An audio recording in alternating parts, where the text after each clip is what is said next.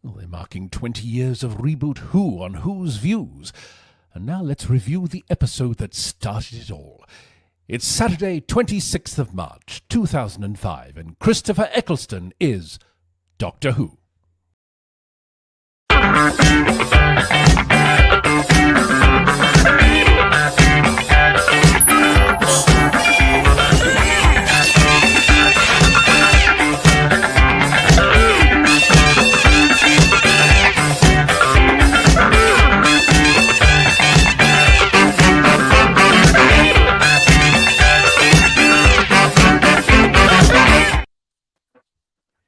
Do you want to come with us? Yes, it's that time, everybody. Happy 20th anniversary to the new version of Doctor Who. Hello, everybody. Welcome back to Who's Views. And we've just been saying as we were coming on the air, this time, 20 years ago, 8 o'clock UK time, Doctor Who had finished screening its first episode in such a long time. And by goodness, was the phone line in the Thomas household really, really going for us? Oh my God, you did it! Oh my God! Yes, we had landline phones back then, kids. But welcome to Who's Google Views. them. Google them, yeah. As you can see, I'm joined by Paul, Miles, Kirsty, Lady of the Chat, and Emilio. Good to see you all here. 20 years ago, gang. Crazy. Incredible. I was So only crazy. 12 at that point, you realise, of course. Of course, Paul. Yeah. Yeah, of course, yeah. So welcome, everybody. Come into the chat and let us know this. You're welcome to Who's Views Reviews.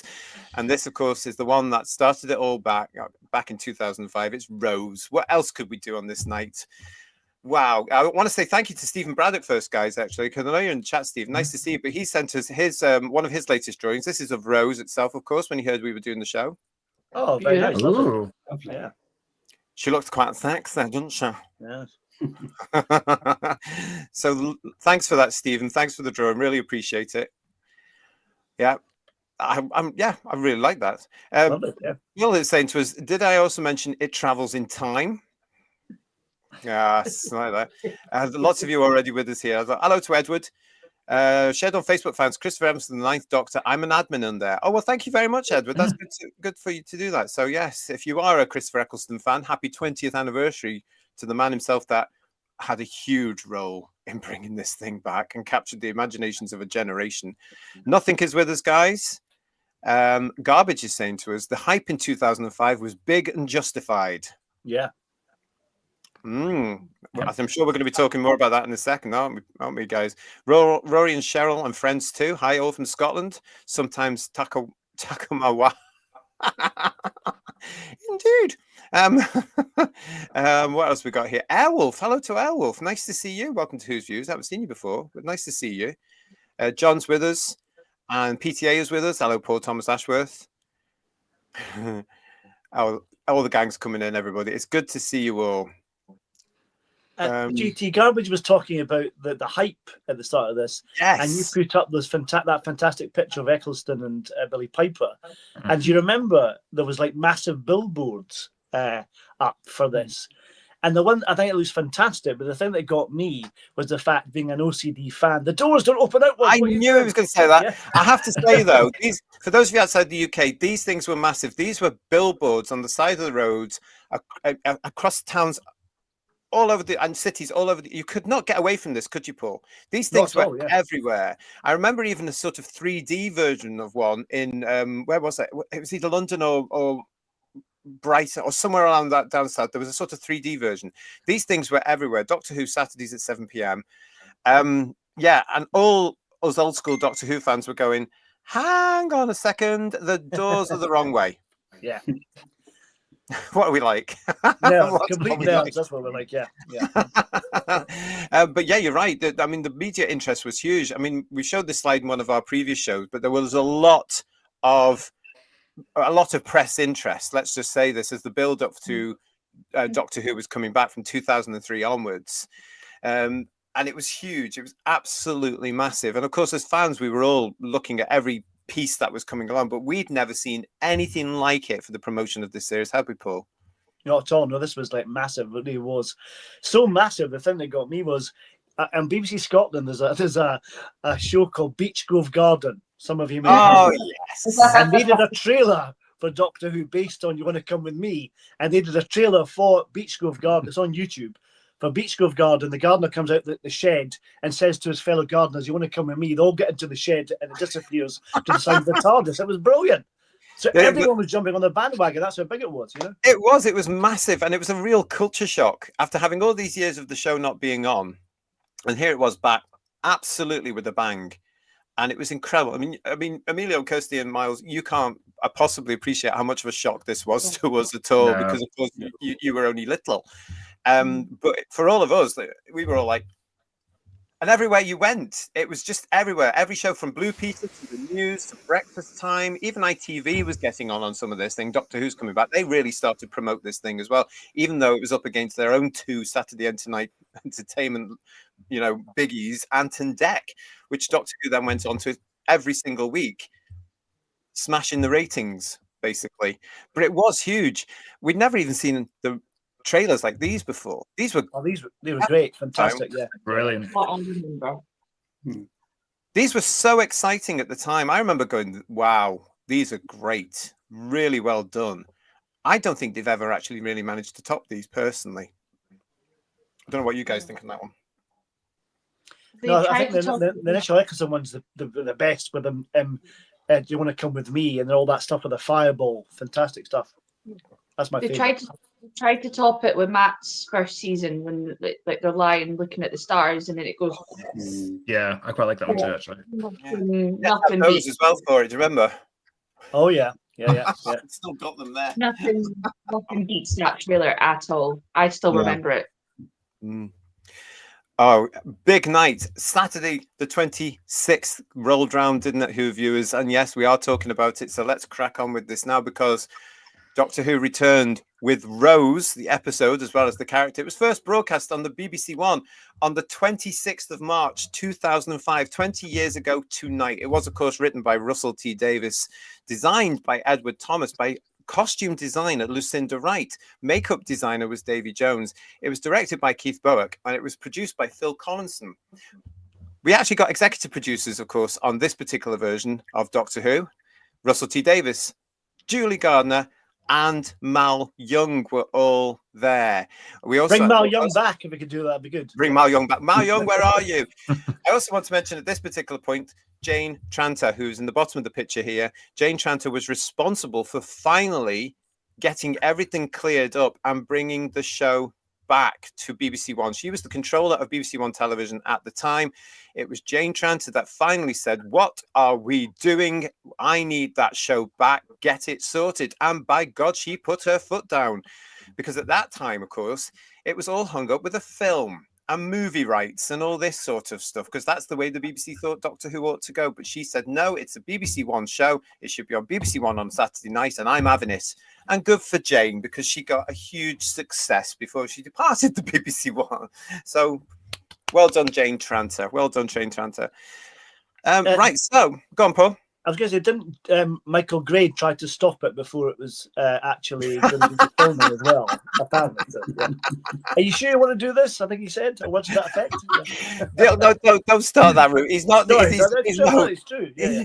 He's pulling your leg, Who viewers. He's pulling your leg. Nice to see you all in the chat. PTA, Paul Thomas Ashworth, thank you so much for your super chat. Loved Rose, he says. The only thing that failed was the comedy. Plastic Mickey going, "Sugar, babe." And that. And it's not Spearhead from Space, let's be honest, but yeah. No, and the Doctor fighting with the plastic hand. Otherwise, it was great. Oh well, thank you. Let's get some everybody else coming here as well and get everything going, because we are talking about Rose tonight. Everybody should get everything in there. Right. So so who wants to start this off? Because PTA started the conversation there. Who wants to keep this going now? Because obviously, it is a big one, especially for you guys, because you guys were born into it through this. Yeah. I was just gonna say it's when you kind of watch it back, you don't realize how far paced the episode is. It just goes from minute one, which I guess kind of feeds into kind of the trip of a lifetime, right? You really feel like you're kind of swept off your feet when you watch that first episode. I kind of look back on it as an episode that serves its purpose very well in terms of introducing the Doctor, giving the Doctor a bit of mystery as well, because we get snippets of the Time War kind of hinted, and you really get a sense of very quickly, which I will give Russell T Davies credit in his first era. You only have to introduce a character for a minute, and very, very quickly you know what that character is about. And I think he does a great job.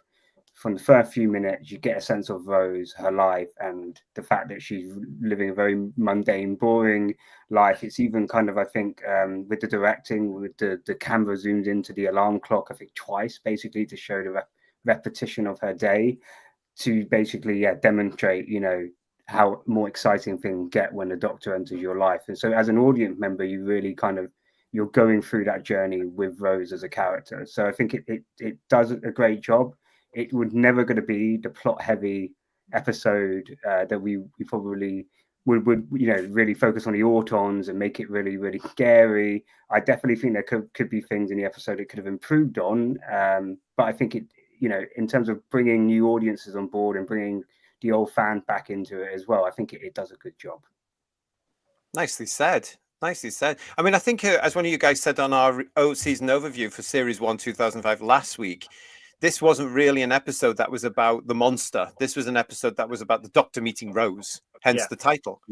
And it's interesting when you hear somebody say that, isn't it? Because, it's true, actually. You can't say it. Well, it does what it says on the tin, doesn't it? That's the thing. So Yeah.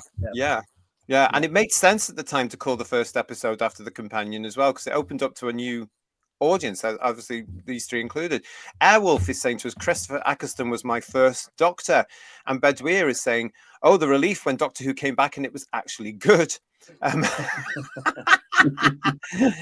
Al, hello, Al. Nice to see you, mate. It's just mental to me that the quality of the show has gone downhill, and the man that has driven it to the grave was the person that did this 20 years ago. Yeah. You can't really... When you're watching Rose back for review purposes like this, I haven't watched it for such a long time. So watching it back for this show, I did invariably start to compare it to what he's doing now. And I just thought you can't, because what he's writing now is not the same show. Even there, he was totally different. It's not perfect, as you're saying, Emilio, but it's not the same. But it's definitely better than what we've got, that's for sure. Exactly. Yeah. Exactly. Also just angry. Or is that just me? No.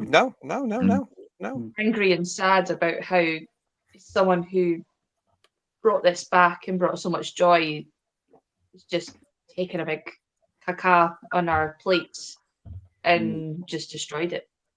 Yeah. I don't think you're the only one that's angry. There's a lot of people obviously disillusioned there, but it's you're right, Kirsty. When you go back and watch this and you see what this kicked off, it's a shame, isn't it? Hello to Teddy Reggie Rock's channel. That's our Phil, everybody. He's saying, hello. The day after Rose aired, I was in Debenhams. That was a shop that we used to have until a few years ago, by the way, everybody across the country, with my little sister-in-laws. One of them grabbed a mannequin's hand, shouted, "It's got me!" Then absolutely cacked her pants when the hand came off. Sheila B in the Devotions is with us. Hello, lovely. How are you and the Devotions doing? And Steve Braddock is saying to us, I'll never forget that atmospheric scene with Rose and the Autons in the basement and Graham Norton talking all over it. Oh, gosh. Yeah. And John Mason's with us saying, ha, ha, ha, we did get an unwanted interruption. He's talking about here on the show. I'm not quite sure what he means by that at all. But yeah, nice to see you, John. Thanks for that. Why do you sound like you're from the north, says Mark Greaves? Because every planet has a north.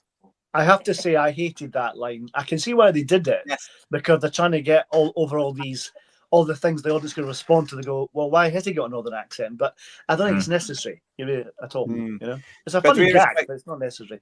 Yeah, well, I didn't like it either, Paul. I have to say, I still don't. Bedweir's correcting me. Did I say Jane Tranter? Sorry, that's because my mind's on Sunday's headlines. You mean Lorraine Heggessy? I do mean Lorraine Heggessy.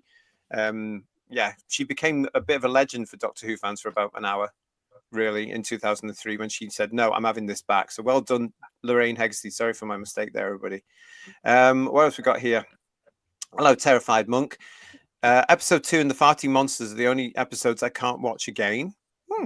Okay. What's this from Edward? Look at this. I got hold of the version of Rose before it was released on TV at the time. Oh, It was all over the download sites at the time. It was released with the original theme tune, not the updated version. Paul, do you remember that? Because I remember that. I remember it being leaked, but I was a very good boy and didn't download it because it took me a fortnight in those days. It was 2005, I remember. Yeah, I could imagine. Yeah, true. I remembered the fuss because that was in the papers as well, wasn't it? Yeah. And the BBC up in arms. It didn't seem to be going well for them at the time, this launch, but it did work for them because so many things were, the leak was happening with it there. And then, of course, we had the incident with Norton on the night itself, which we all sort of went, at the time. Are you through three aware of what's going on there? No, I'm really confused. Please tell. Okay. What happened is that before Doctor Who had come back, the BBC was deciding they were going to have the Saturday nights back, all the giant Saturday nights back. Hello, Marcus Barry. He's interested to see what everyone's got to say about Rose. We'll get there in a minute. What happened is they had this thing with Graham Norton on beforehand. It's one of these reality things where they were selecting the new Maria or something for The Sound of Music. Was it that one? I'm sure it was that one, or was it the one where they were looking for the Oliver? It was probably Oliver. The one that looked for Nancy, was it that one? Yeah, it was either Nancy or Maria. I think Maria might have been the first one, actually. So it might have been that. But anyway, what had happened is that was live, and then they cut and they go back to Doctor Who. Doctor Who starts, and then that bit where Rose goes down to meet Wilson, there's some sort of technical issue. And what happens with the technical issue is that from the live studio where they're doing Nancy, because it's coming back that night with the results show, you hear the voice of Graham Norton. And he's talking off camera. And it's a good job he didn't say anything really naughty. Oh. It was a definite Naked Gun moment, wasn't it? Let's be honest. It was. Never heard that. And of course, the production team were not happy at all about it. It was ridiculous, really. Ridiculous. Not for the first time that Graham Norton actually appeared unnecessarily in Doctor Who. I'm not playing because it happened again with Matt Smith.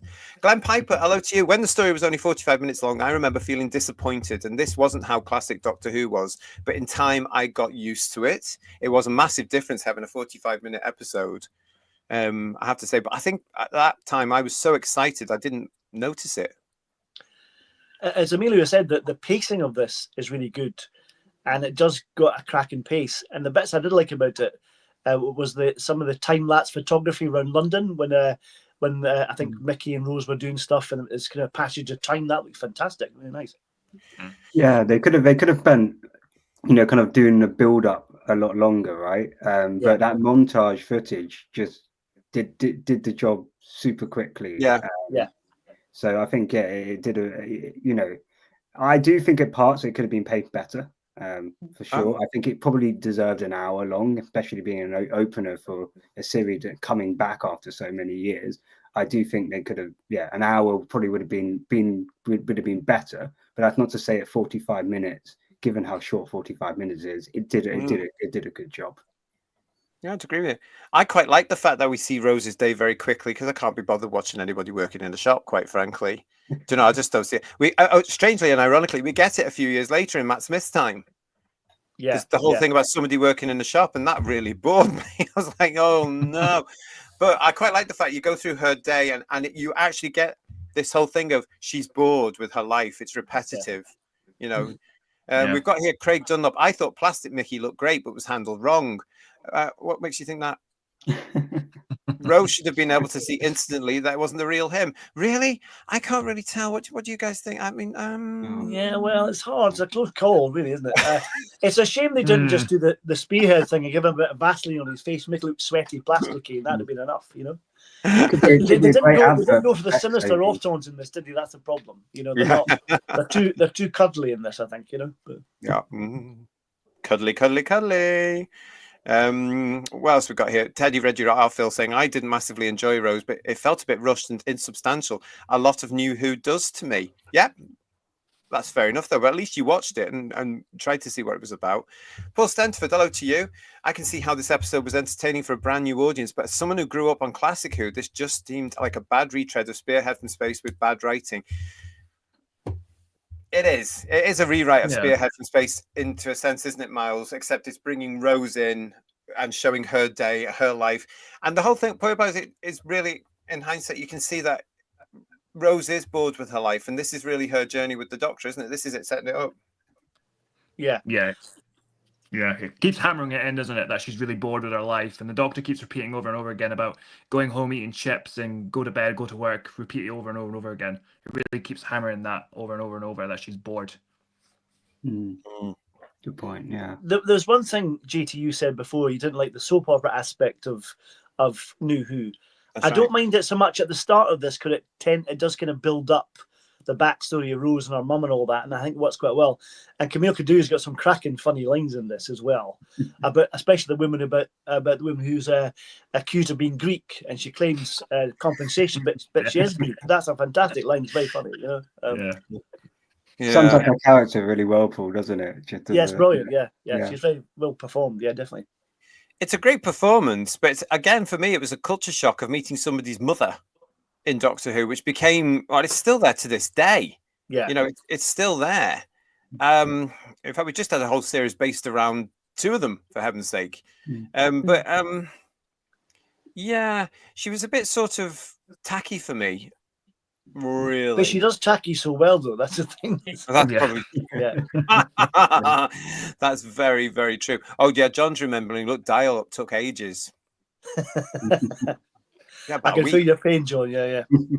Oh, also, what I can say on to follow up on the point we've been making is that, you know, kind of the Doctor does make really clear, I don't want domestic, right? So I don't mind the domestic as long as the Doctor is like anti the domestic kind of thing. Like with Mickey, I don't want family, I don't want, you know, that kind of thing. So obviously later on it doesn't become, you know, the Doctor very much becomes Lieutenant Doctor, more kind of like, you know, fine with it and all of that kind of stuff. But I don't mind it so much in the Ninth Doctor era that it feels that it can be a little bit soapy, because the Doctor it's made very clear the Doctor hates all of that kind of stuff himself.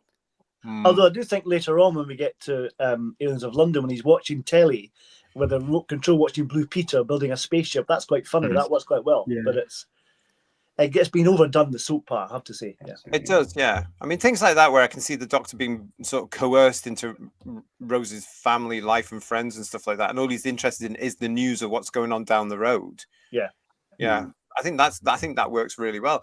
This doesn't for me though. This is George saying I was only 1.5 when this aired. Wow. That hurts my soul. George, even the young'uns here are flinching at that, I think. Yes. Yeah. Thank you for that, George, because you just made them all go, ooh. Welcome to our world. There we are. Yeah. Lovely to see you, George. Thank you for that one. That's brilliant. Lex Kane, hello, Lex. Do you remember the scene in the basement, the off-screen death of the caretaker, when the Doctor says he's died? The first death in Doctor Who was somebody we never got to see, everybody, in this version of Doctor Who. I remember it well. I remember it being very atmospheric and done very well, Lex. I don't know about you guys, but this scene, the scene that was slightly interrupted, was done very well. I thought. It's very atmospheric, definitely. I just wish they hadn't put the creaky noises on the autons, like they need oiled. But that atmosphere, the lighting's great, and Billy plays it really well. Yeah, it's great for the kids. Really good for the kids. Really scary scene for them, you know. All the mannequins just coming to life. Yeah. Well, this is you guys were kids at this point. Is this way?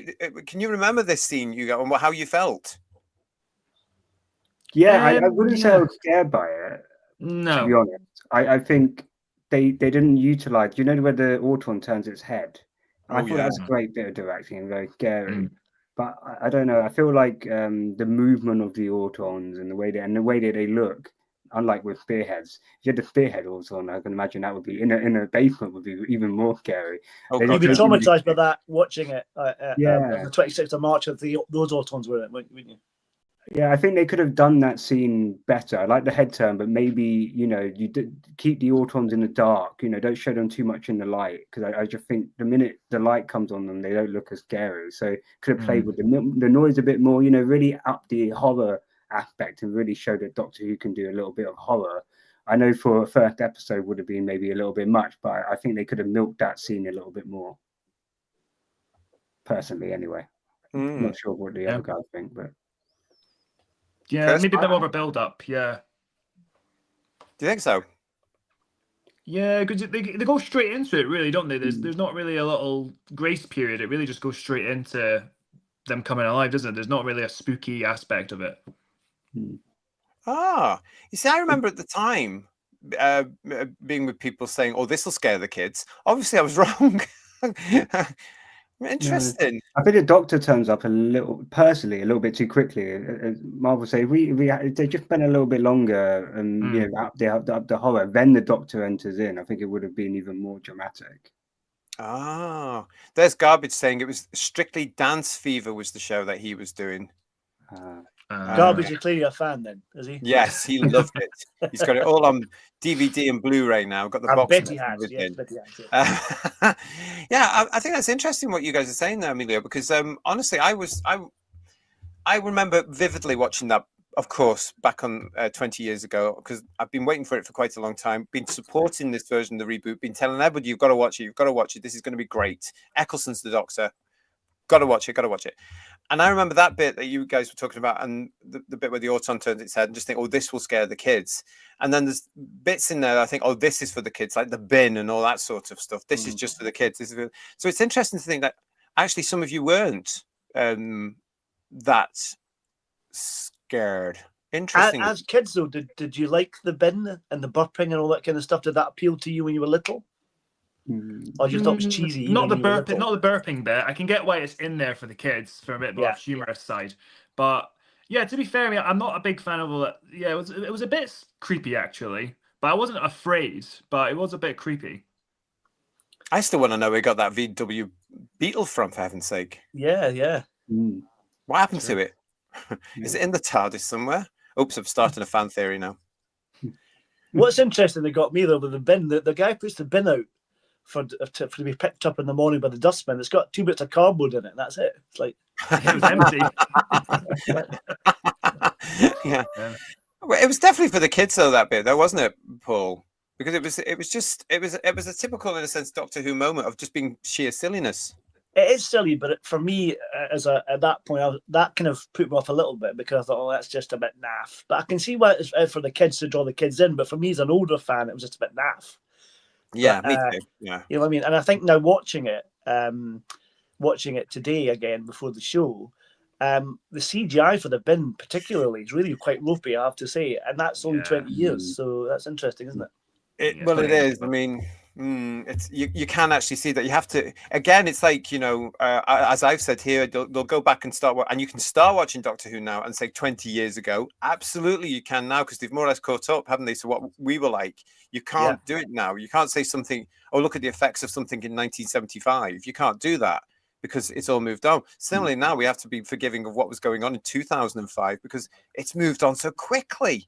Everything dates. That's the thing to remember. Yeah, you know? And yet we thought at the time certain CGI elements that come through in Series 1 were quite good.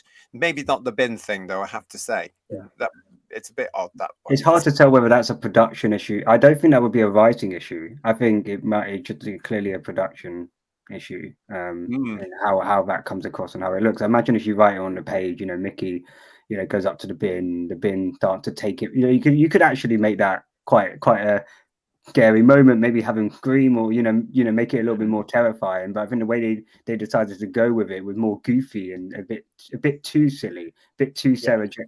I would expect that in the Sarah Jane adventure, not in Doctor Who. It does feel like that, doesn't it? Yeah. I get what you mean with that, and that's the director sort of decision, isn't it? Really.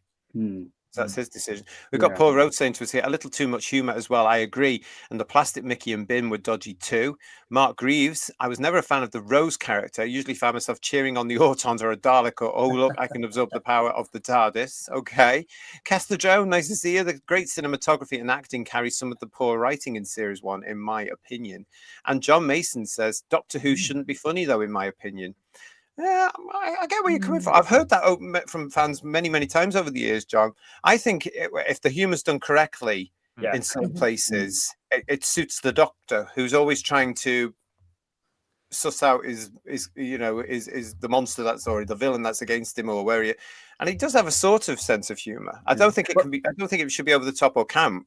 If you look at City of Death, for instance, that's a classic example of how comedy can work. You know what I mean? That's a good example, I think. Yeah.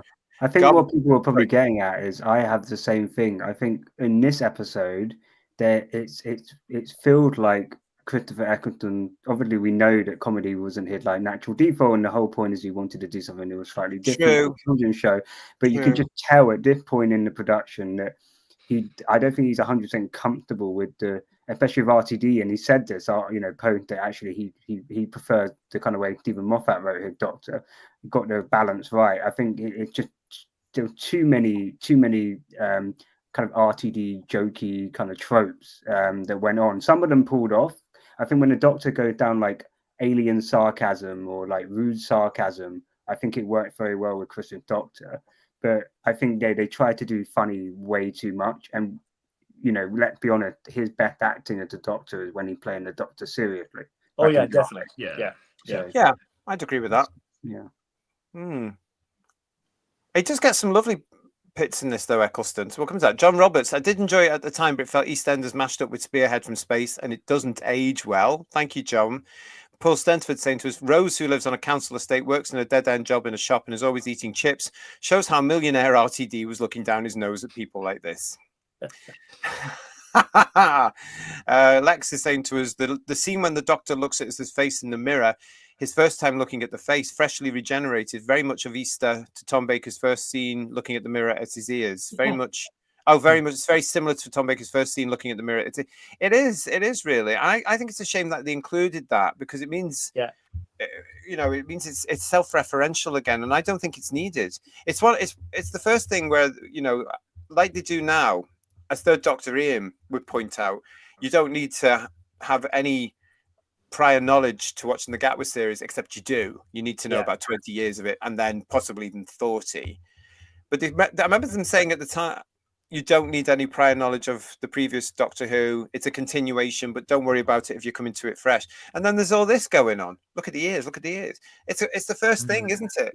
That was probably for the die-hard fans, wasn't it, that particular bit? But it does suggest that he has just regenerated, and that this is his kind of first story. But he's had lots of adventures, according to Clive. There's loads of things happened, So it contradicts itself. Yeah. You know what I mean? So Does it show that his Doctor just doesn't like to look at? He just hasn't looked in the mirror, right? He just hasn't seen himself. Yeah, he doesn't care. No, I just don't think it was necessary to put all that sort of fan stuff in already. John Mason saying to us here, I made my kids watch it and they were 2 years old. Bless. Are they in therapy? Are they still fans? That'd be interesting. Exactly, yeah. Look at this. Stephen Braddock is saying to George, I was 39. Oh, bless. What else we got here? Sheila B in the devotion saying, I'd give anything to be 44 again. Okay. I don't know if I would. What else we got here as well? I thought the bin was rubbish as Noodle Arms. Well, good for you. Oh, whoa, very good. Yeah. Straight to the point. And I love it. He's here all week, everybody. Mark A. Wright is saying, at the time of weaving, I just thought the Graham Norton era was that of the caretaker's TV, as it sounded in the distance and Rose was walking towards where she could hear the sound. Oh, I see. It wasn't, though, was it? It really wasn't. A CGI bin looks dated now. The bin was crap. Says Rory and Michelle. Bedweir is, though, saying, I liked the bin. It was meant to be funny and it worked for me. Sheila B. My kids laughed at Mickey in the bin. Okay. Anyone else? That bin made Dusty Bin look good. Paul, you're going to have to explain Dusty Bin to the kids. Google 321. That's all I'll say. So. Quiz show from the 1980s where you could win a bin. Yes. I still love that. You could win a bin. Yeah, that was the Groovy prize, but people wanted to get that because it was such a prized possession, wasn't it? Everybody wanted it. Yeah, everybody wanted the you bin. You could get little ceramic ones. You used to get a ceramic one as a kind of prize, didn't you? Because they kept the actual bin. We got a tiny wee figure, a ceramic Dusty Bin. Yeah, it was bizarre. Again, Google Dusty Bin. The whole nation wanted the Dusty Bin. They didn't want the car or the speedboat. Oh, that was Britain back then. You wouldn't be able to do a show like that now, giving you a bin as a consolation prize for the simple reason you might offend somebody and they go into trauma. The core of sci-fi and fantasy, what you're saying to us, frankly, I was amazed it was ever a success with this opening episode. Chris was great, but the writing and dialogue was god-awful. Give me the TV movie. That was my introduction to the show. It's interesting, that core of sci-fi, because there's so many things I think RTD corrected from the TV movie for Rose in a sense. When it came to the introduction of a new Doctor, because it's doing the similar setup as the TV movie, but it just goes straight in with a new Doctor. There's no regeneration. There's none of that going on there. They haven't brought back McGann for it, as many fans at the time wanted. They've just gone straight in, run, off you go. You know. And I think Eccles' entrance works really well, doesn't he? When he first arrives and then grabs a hand and they run off. That's a lovely moment, isn't it? Oh, yeah. I would have to respectfully disagree on that one as well. And I think, Paul, my brosive, I know that you do love Paul McGann, but I think that's a bit more soap opera than the first episode of Rose. Really? Really? Christmas card list, where is it? Okay. Okay, that's you finished. That's all I'm saying. Oh, yeah, you may have to tell us more about that, Kirsty. Lex says, thank you for your super chat. The conspiracy theory character saying the Doctor title is passed on. That was, what was his name, Kirsty? Clive, that's it, yeah. 1963 in JFK, and whenever the Doctor's death follows him, I think at that point, as a fan coming back to the show at that point, I actually liked those lines because I didn't like it how it was played out. With no offense to Mark Benton, who I think is a wonderful actor, I didn't like this Clive figure who's sort of been stalking the Doctor. That sort of leads on to something that happens the year after, doesn't it, with the Linda lot? Yeah. How can the Doctor, a traveler through time and space, be traced that easily? I mean, he's been so careful. And traced with some really bad Photoshop photographs as well. I don't know how that worked out. The JFK one's terrible. That's scary,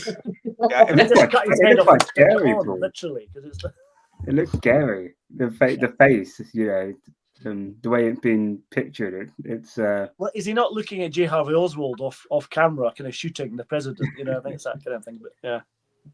I think he's looking at the camera because he knows where it's going to be the next day, isn't it? But maybe, yeah. I think it's very odd. But yes, he said death follows him, and then obviously death does follow for Paul Clive in the episode. Oh, it does, doesn't? Oh, yeah. Oh, I've only just twigged onto that one 20 years later, everybody. John Mason says his kids are in therapy. Okay. That's terrible, isn't it? Shelley, what are you saying to us, Shelley? Same as here, the core. I have a feeling that we'll reboot and retcon the 8 Doctors era to let it continue on with the movie. Oh, is that something you're all talking about in there? Thank you. But good to see you, Shelley. So much goes on in this episode, doesn't it? Nothing is saying to us, do you think kids are watching New Who and will look back in 20 years like we are? The new version, you mean? Nothing. What do you think about that one from Nothing, guys? No. There's probably not. There's no chance. No. If I was to have kids, I would do the same thing my dad did to my brother and I 20 years ago on this day. Watch this, enjoy, and we ate it all up, and everything we could get, we wanted more. But if I had kids, it would be sit down and watch this from 20 years ago, not what's going on right now. Mm. Yeah. Okay. I would let them watch it up to Twice Upon a Time, and then when the Doctor's on the floor, I'll just turn the TV remote off and go, yeah, he died. There you go. The end. You can say he started to regenerate, but we never saw what happened afterward. He's out there somewhere. Leave them some hope, everybody. So, do you think kids are watching New Who and they will look back in 20 years like we are? I personally, I think I've said it before, haven't I, Paul? I don't think they will, actually. I think they'll look at the original 26 years, and I think they will look at most of the new series, but that's it. I think it will end with Capaldi for a lot of them, because they're just not there right now watching it, unfortunately. The series has alienated so many, and there's not many youngsters outside the clique that are really into it. And it's a shame, I think. And I think it will age badly because of the politics that have been inserted into it. Oh, definitely. Yeah. Yeah. The great thing of our generation is that we can, going back and show them classic Who and show them the good stuff of New Who. So Doctor Who, even for the next generation, will always be there, always live through the fans, the classic fans, but also, the New Who fans who want the new stuff, but also, who have gone back and watched the old stuff as well. Yeah. And that's the brilliant thing about it, because you've got 26 years of the original version there, and then you've got all this version here. There's so much for people to look at, and I think a lot of it will. What we've all got to remember as well, Who viewers, is that in the future, shows like this will still be around. So we are actually, in a sense, to quote Galaxy Quest, historical documents, because we've been talking about what we think is the downfall of this beautiful show. This is all going to be out there for them. So this show might be in 20 years discovered. So hello to you if you're out there in the future and you're enjoying us talking about this. We are currently celebrating here on Who's Views tonight. 20 years ago this very night, Rose kicked off a brand new version of Doctor Who. Graham is saying, it wasn't my cup of tea whatsoever. It was too soapy, too slight a story. I didn't like the Rose character and it was too childish. I watched Spearhead in comparison. It's miles better in every single way. Bobby D75, I've got the Region 2 disc of Rose and watched it through my Region 3 player before it aired in America. Oh, I didn't know you could do that. Crikey. Do you see that? Kirsty, too soapy. There we are. See? I have Peter Fengman fans. Hi, are you lovely? Even his own people had a problem tracking him down. That's a good point, actually. Yes. Although at that point, of course, we didn't know that they'd all been blown to smithereens. True.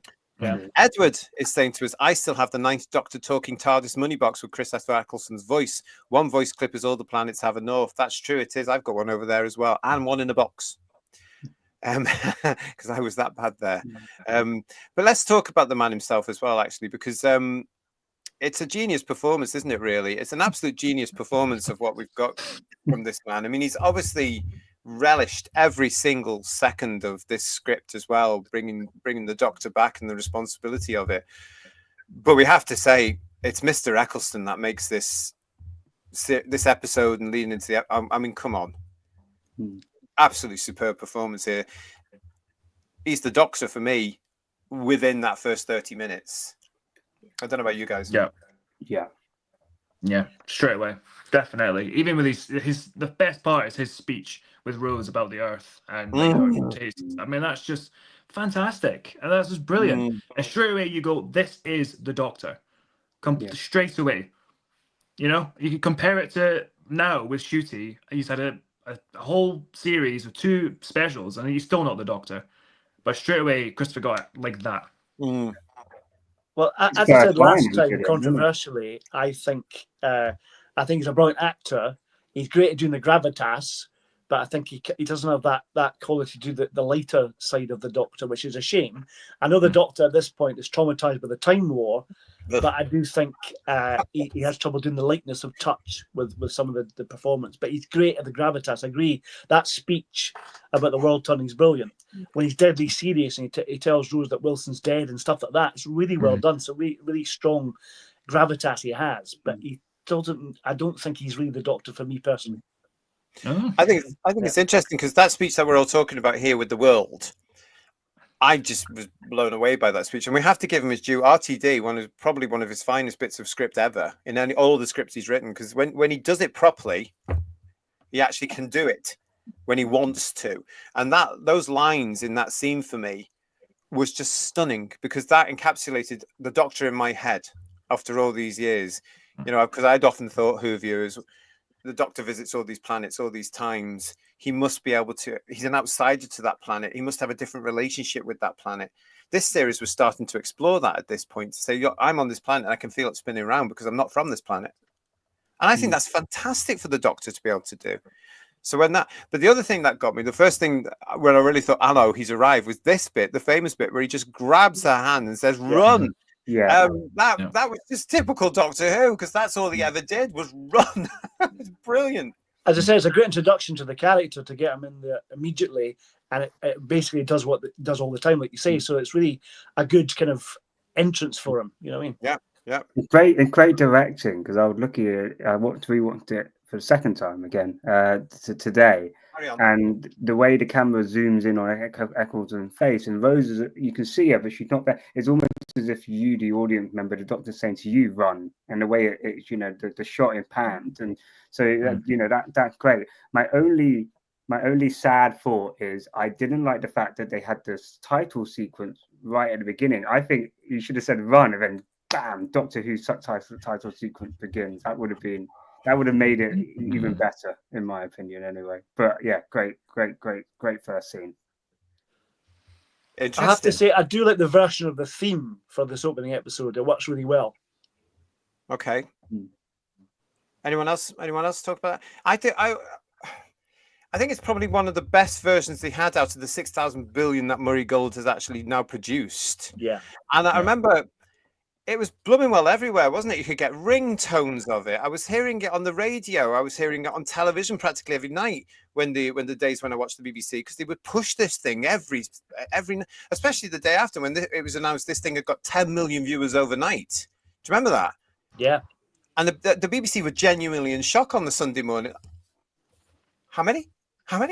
We beat Ant and Dec? What? They were genuinely in shock. It's Doctor Who, everybody. That was the power of the Doctor. Yes, it's Doctor Who, proving what we as fans knew all along. If you did it right, it would be a ratings winner. But that I just can't. It was everywhere, that theme music. Anyone else have it as ringtone? I did, but I had friends who I didn't think were Doctor Who fans had TARDIS ringtones, which was really bizarre. I didn't even know they were a fan, and I was sitting doing a job with them, and all of a sudden I could hear the TARDIS noise coming from their pocket. That was really weird. Mm. Well, I wasn't allowed a phone back then. Same here. Of course, yeah, little babies. Yeah, true. Amare is with us. Hello, Amare. Nice to see you, mate. Hope you are well. Nothing is saying, I totally agree. 2017 to 2025 is awful. Edward was then saying, I enjoyed the Ninth Doctor graphic novels.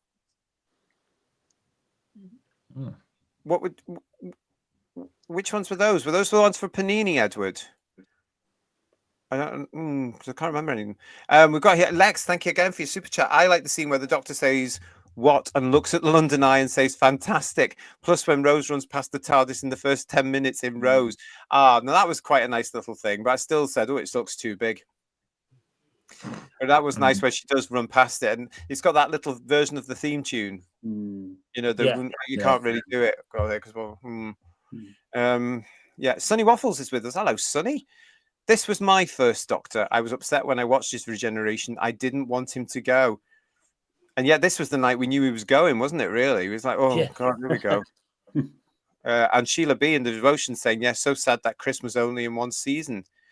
Mark is saying to us, Mark A. Wright, Eccleston brought a gravitas and depth to the role that hitherto has only ever been lightly explored. That's a good point, actually.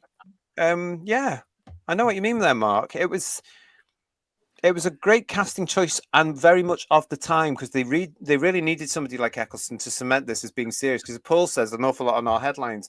For years and years and years, Paul, we were getting things like Paul Daniels, weren't we? And Mr. Blobby's going to be the Doctor, and Rod Hull and Emu are going to be the Doctor, and they were the good choices.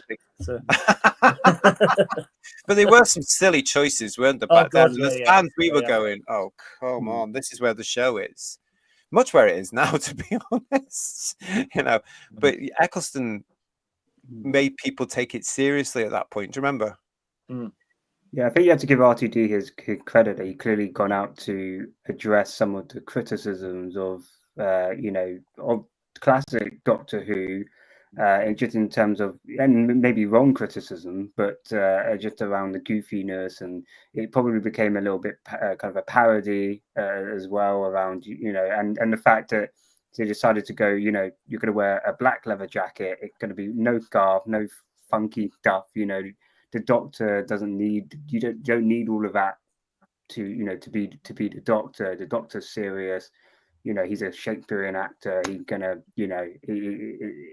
you can still, I think if they had gone down the route of a Paul McGann or, kind of a Tom Baker to begin with, it would have just told people what they may have thought Doctor Who was if they were in the wilderness years and, never watched classic Doctor Who. So I think it was a smart move to get a new audience in to basically address those criticisms. It was a very smart move for those reasons, but and also for the fact that you're actually dealing with the generation that were coming to watch it, Emilio, at that point, that were actually watching it in the 70s and 80s.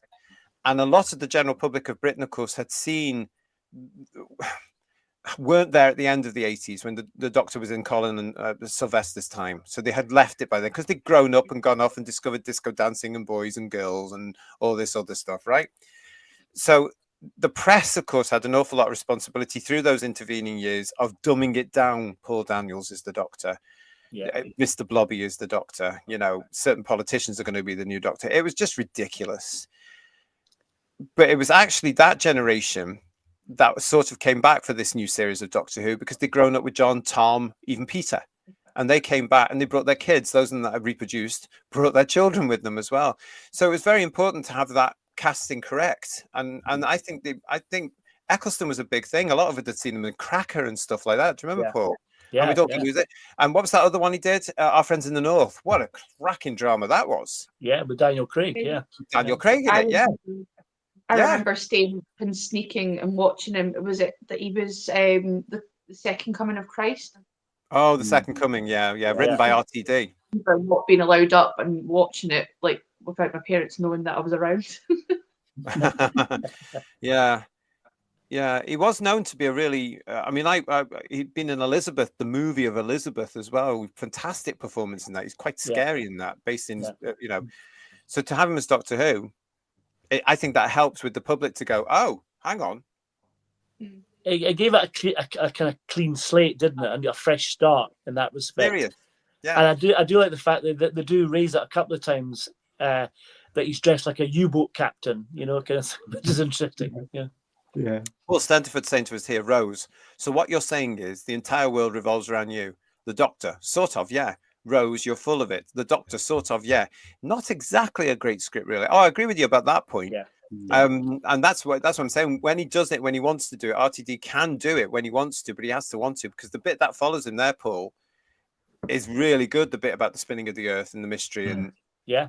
it shows the alienness of the Doctor, which Russell seems to have forgotten. He's an alien. Craig Dunlop, Eccleston to me is the best of the New Who Doctors by far. I don't actually include Whittaker and Gatwa as New Who at all. Well, you're sitting with me there, mate, aren't you? Yeah. What's this? Oh, here, Mudcrab. Hiya, Mudcrab. We mentioned the episode title being Rose earlier. Now, traditional Doctor Who episode names were semi-abstract or used the name of the monster. So they named this one Rose. Good thing I'm not vindictive. It's not called The Curse of Rose Tyler or The Revenge of Rose Tyler, yeah. No, that comes later on. And we've got Julianne saying to us here, Chris Eccleston does a great job at the Doctor. Such a shame we only got the one season. John Mason, I'd seen Chris in a couple of things and really liked him, so was happy with the casting. I thought he played it really well. The general feel was too light and soap opera for me, though. Yeah. And Dougie Stewart, the reboot did what it said on the tin. What else we got here as well? Jason, hello, Jason. The sting at the beginning, nope. The sting needs to be at the end, and cliffhangers are always a gem. Modern TV is starved without them. And that's tying in with your point there, Emilio. The diddly dums, that's what the recent versions of the theme constantly miss. Yeah. And Paul Stenterford saying the musical score for this episode was good, but it didn't feel like Doctor Who to me. It was totally different, wasn't it? You know, hugely popular, though, because he had albums and everything out, didn't he, Murray Gold? And the Proms suddenly appeared a couple of years later. Hugely popular. Shelley is saying to us, guys, I have the feeling that the BBC will retcon the Eighth Doctor's era to reboot it to continue on with the movie because people didn't like the timeless nonsense and where it's going. I don't think they're going to do that personally, Shelley. I think Paul McGann's in there for the Eighth Doctor. No, it's too late for that now, so I'd leave it, yeah. Yeah, I mean, yeah, he's even made it into the reboot version, hasn't he? So yeah, they each build, the three who rule over the last 20 years, each have built and supported each other's era. So I can't see them just starting to say, oh, no. Oh, we've got a bit to get rid of it. It's going to take somebody fresh to have that, to be honest, I think, mate. Graham is saying to us, I'm not the biggest fan or expert on New Who, but it was always planned to be Autons as the monsters, not the Cybermen, the Daleks, or more well-known adversary. Yeah, it was always going to be the Autons, Graham, from right at the very beginning, because RTD remembered the Autons from Spearhead from Space, obviously very, very fondly, and he thought the idea of shot window dummies was very current and a great way to actually bring in new viewers and remind older viewers about what had gone before. There you go. So it was always going to be the Autons. Wasn't there a suggestion, though, from Jane Tranter or Lorraine Heggessey about having the Daleks in the first one? But Russell thought, no, we'll have a mid-season lift with the Daleks in the middle of it to make it of a boost in ratings. Yeah, that's true. Yeah, and he was right, because he said in a series of 13 episodes, you're going to have a halfway point to re-inflame it. And I think he was absolutely right to bring the Daleks because it worked. Yeah. Yep. Dalek was massively popular. I remember people were talking about that for weeks, that episode for Dalek. Great episode, yeah. Yeah. And the Autons don't really require much of a explaining of who they are, really. Living planet come to kill you and invade. It's very simplistic, which is what the episode needed. I think you brought the Daleks in, it would have a lot more questions that you need to answer. You'd have to have a bigger story as well. Yeah. You'd have to have a massive story because the Daleks are so important. And even at that point, people remembered the Daleks. They really, really did. So you would have to make, if you were going to do that, it wouldn't be about Rose. It wouldn't be an introductory story. It would be about the Dalek. You know? We've got a couple of people. To the panel says Lex. I think new Who Autons look very outdated. Classic Who Autons still look modern. Your thoughts? Can we come to that in a set, Lex? Because you've given us another one here as a super chat. There was a cancelled 2004 Doctor Who graphic comic book when the 8th Doctor changes to 9th Doctor and closing end of comic. RTD and Doctor Who cancelled it. All right, okay. So thanks for your super chat. That was Panini. That was Panini. And what Panini were asked to do by RTD, they were offered the choice by RTD to show the regeneration from the 8th to the 9th. And yes, in one of the you can actually get it as a special feature in one of the graphic novels now. I've got it somewhere down there. I can't remember which one it is, but you can see the artwork where they've done that. The Doctor's lying there, and they do this sort of panel where he changes from McGann to Eccleston. But eventually, it was vetoed by Panini themselves as being too fanish, basically, and too restrictive. And I bet they're glad they did that when Moffat comes back to do the 50th anniversary special. Well, exactly. It's weird, though, isn't it, that it's too fanish for the comic to do it, but they did it with Eccleston into John Hurt into Eccleston in the Day of the Doctor, which is really bizarre. That's really fanny, isn't it? You know what I mean? Yeah, totally. Mark, thank you for your super chat. Is there a point in production that the story of the breakdown in the relationship between RTD and Eccleston became public? Good question, Mark. Depending on who you talk to, it's fairly early on. I think Mr. Eccleston, he's getting braver now, isn't he, guys? And I think it will actually all come out. And I think it will be in a book because he suddenly realized he can make money. No disrespect to Mr. Eccleston, but he's realized he can make money. And I don't think he's just going to go on a panel and actually just spill the beans. I think he'll put it in a book and we all have to go and buy the book and read the book and listen to the audio because it'll make him money. And I think that's a big series. Or a big adventure for him in a book. I think he's biding his time, and I think there's a reason he's biding his time. But it will all come out in the wash one day. Yep, that's going to be a big story. Stick headline to that. Yes, yeah, exactly. It'll feed us forever, that story. But depends who you listen to. There's been an awful lot of stories about that, but I think it was fairly on the run, and I think directors weren't helping either. From the first production block, that was difficult for him, wasn't it? With the first director, I think, allegedly. But there was I think a conflict of artistic practices, perhaps. I don't know, but yeah, there we go. Julianne, hi Julianne. Murray Gold. How many times is he going to get paid for just tinkering with his bloody theme arrangement? Oh no. Yeah, I know. I mean, how many has he done now? We said in a show, didn't we, last year? How many has he done? Was it 12, 13 versions? got as many as that. My God. There were quite a lot in that show. I remember being quite surprised. Mark A. Wright. The one thing that annoyed me was the look of the TARDIS. It was and is too big. But if when watching in 16.9 you squeeze the pic to 4:3, the TARDIS looks as it should. And a friend of mine said this about it. It's still a set, except it's a bloody big set, he said. I don't know why they made it so big. Do you remember when we first saw it leaked to the press? I think it was either the Mirror. It would have been the Mirror because I don't read The Sun. It was the Mirror. When we all went, oh, do you remember? Because it did just look like the new ones we reported last week. You know, the fact that they put these new police boxes down and they're massive. It's like a small station. Yeah. It was like the thing in Blackpool, for heaven's sake, really, when we first looked at it into the exhibition. You know? Do you know what's funny?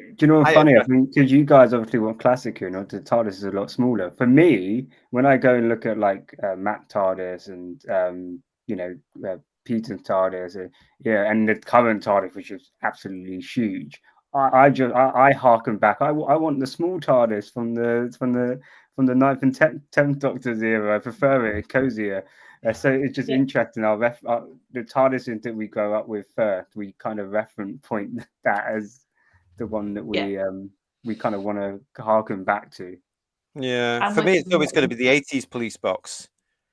I mean, I do have a particular fondness for the one that John and Tom had, but I do like the look of the Yardley Jones one from the 80s, just simply because it just looks iconic. But I also quite like the fact that the whole bigger on the inside works better.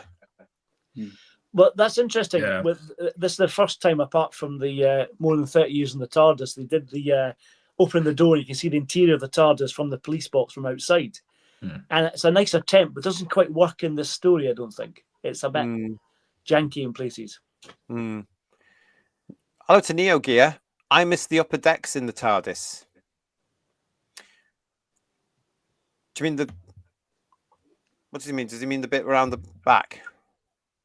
Is he talking about like the fact that there are two levels? Or like you have an upper, you usually have like a platform. Yeah, like in maybe more like Capaldi TARDIS, right? He goes up the steps and got the second level. Oh, I see. Not this one. Maybe that's what you're trying to get at. Not this and one. With this TARDIS, it's all on. Well, from what you can see anyway, it's all on one level. This was a bit of a shock as well. Now, this had actually been leaked to viewers. If you can't remember or you don't know, this had actually been leaked deliberately in the Radio Times and on the trailers, of course. Yeah. Which is something they would never do now. For some reason now they like to keep the TARDIS under wraps if they're going to redesign the set. But this one was put out as part of the promotion to say, look at this. And in that trailer, do you want to come with me? I remember the first night I saw that, just going, wow, this is really different. Because there was smoke coming up from the thing. Yeah. And it really looked like a machine. And for some reason, that didn't stay in the actual series, which is such a shame, because I quite liked that effect of the smoke rising from the console. It was getting overheated or it was working hard or whatever it was, because it's an ancient machine. But it was an amazing aspect to see this bit of the TARDIS. You get to see the police box first, as we all know. And even now, when I know it's coming up, rewatching it, and Rose does the traditional run round the box and then goes in. That was the first time, I have to say to you guys, if you don't know, that was the first time we'd gone in with the companion in through the doors. That was the first time that had ever been done in Doctor Who. And that for me was a bit of a sort of a jar. I was like, wow, we've just gone through the doors as well. I thought that was so clever of them to do that. And, you know, I was appreciative that night, Paul. I don't know about you. No, I think there's some nice shots in it and some good photography in it. But I was saying about the door, that shot there, where you can see that's not too bad there, but the background of the interior of the TARDIS, at certain shots, it looks a bit ropey, and it could be 20 years down the line. But I think they did it better as it went on. They got more used to the perspective of it to make it work. But it's a great idea to try. I love the fact they tried that. But I think probably sometimes it's better not seeing it at all, you know? What did you think, Who viewers, and of course the Whotastic panel here, of the look of the TARDIS? Because again, for us, this was a huge culture shock because it wasn't white. It was lovely the way that it was bigger, as it should be. I think it's got too big over time. I think the Eccleston console room was probably, from a viewer's point of view, the right size, to be quite honest. Because now, as you always say, Paul, it's too big. They've gone too far. But the bizarre thing about the new one is they've got one thing in the TARDIS is a jukebox. Big deal. The Doctors travelled for thousands of years. Give them some antique furniture or something. Make it look a bit more interesting, you know, because likewise with this, there's nothing in it to say it's the Doctor's home. You know what I mean? Yeah, it's not cozy at all, is it? It's not cozy. Like the Gans TARDIS, it was, you know, you had a chair and stuff like that. It's not very cozy. And I think for us three, it's very sort of maybe the same, but it's quite nostalgic to see this TARDIS. You know, it's the one we were introduced to, so it always holds a special place in my heart. But I just can't stand that it's made out of rubbish. It's made out of parts of crap, like, you know. And everything else I love about it. I love like the actual set, but I just don't like that it's made out of just bits and bobs that they said that he picked up over his travels over the years. I wasn't a fan of that at all. But it feels it's also bigger on the inside, but I also don't like that there's no door to sort of make it look like it's bigger. If you know what I Yeah. mean, it just sort of looks like it's just a room rather than a massive, endless sort of thing. Yeah, it's off screen, isn't it? The interior Yeah. door. Yeah. It's off screen because he says it in The Unquiet Dead, doesn't he? Through that door, Yeah. down by the bit, Yeah. all that nonsense. Yeah, there's not. You never see a door, so it always just looks like it's just one big room. Yeah. Yeah. GT, how did you feel, talking about doors, how did you feel as a classic Who fan seeing the kind of Peter Cushing style police box doors rather than the big doors we used to have? I was disappointed. I missed Yeah.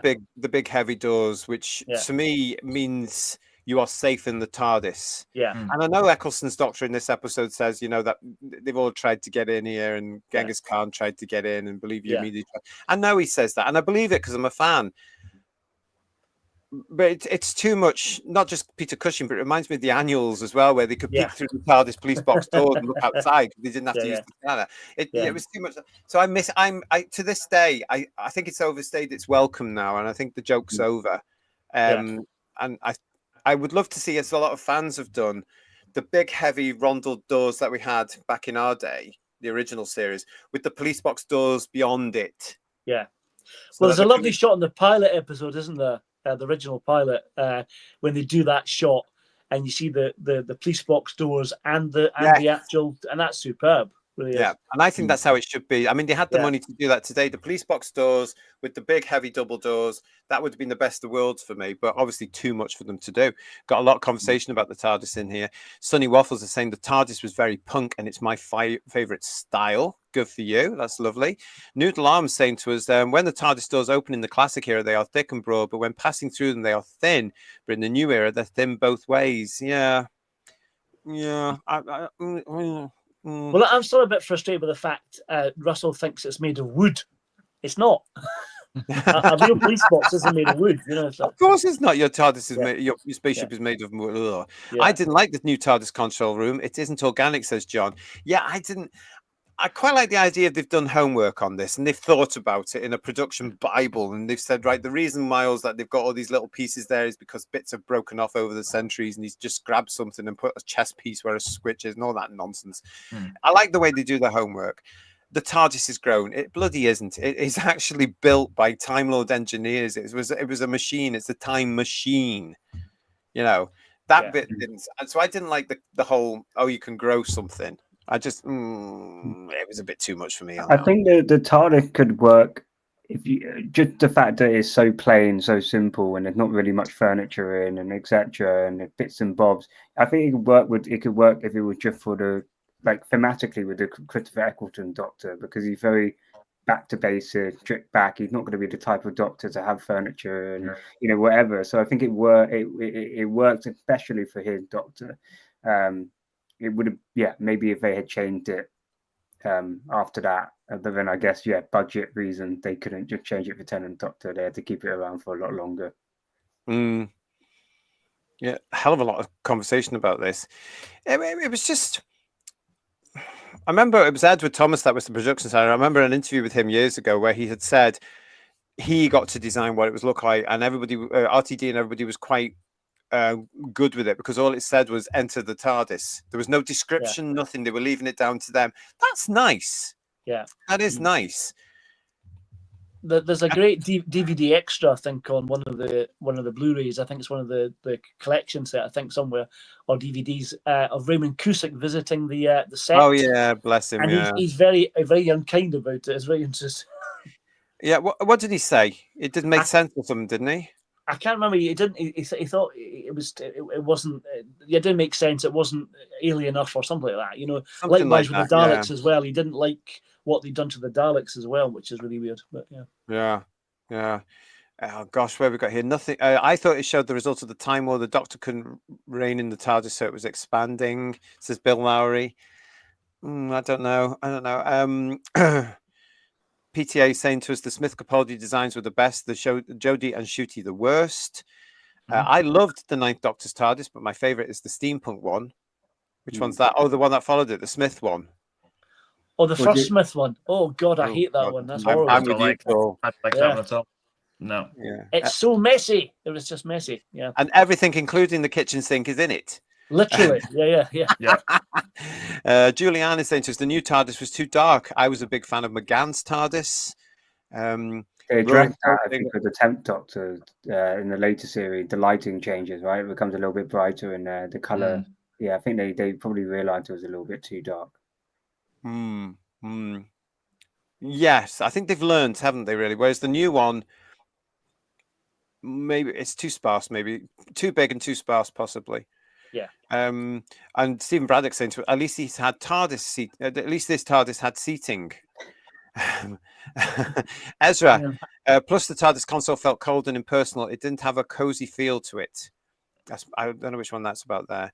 And Craig Dunlop, hi Craig. I thought McCoy's TARDIS in the McGann story was a great idea. I think the Doctor lends himself to a type of steampunk decor. I just like it being a machine. Yeah. And I don't get it in this particular one.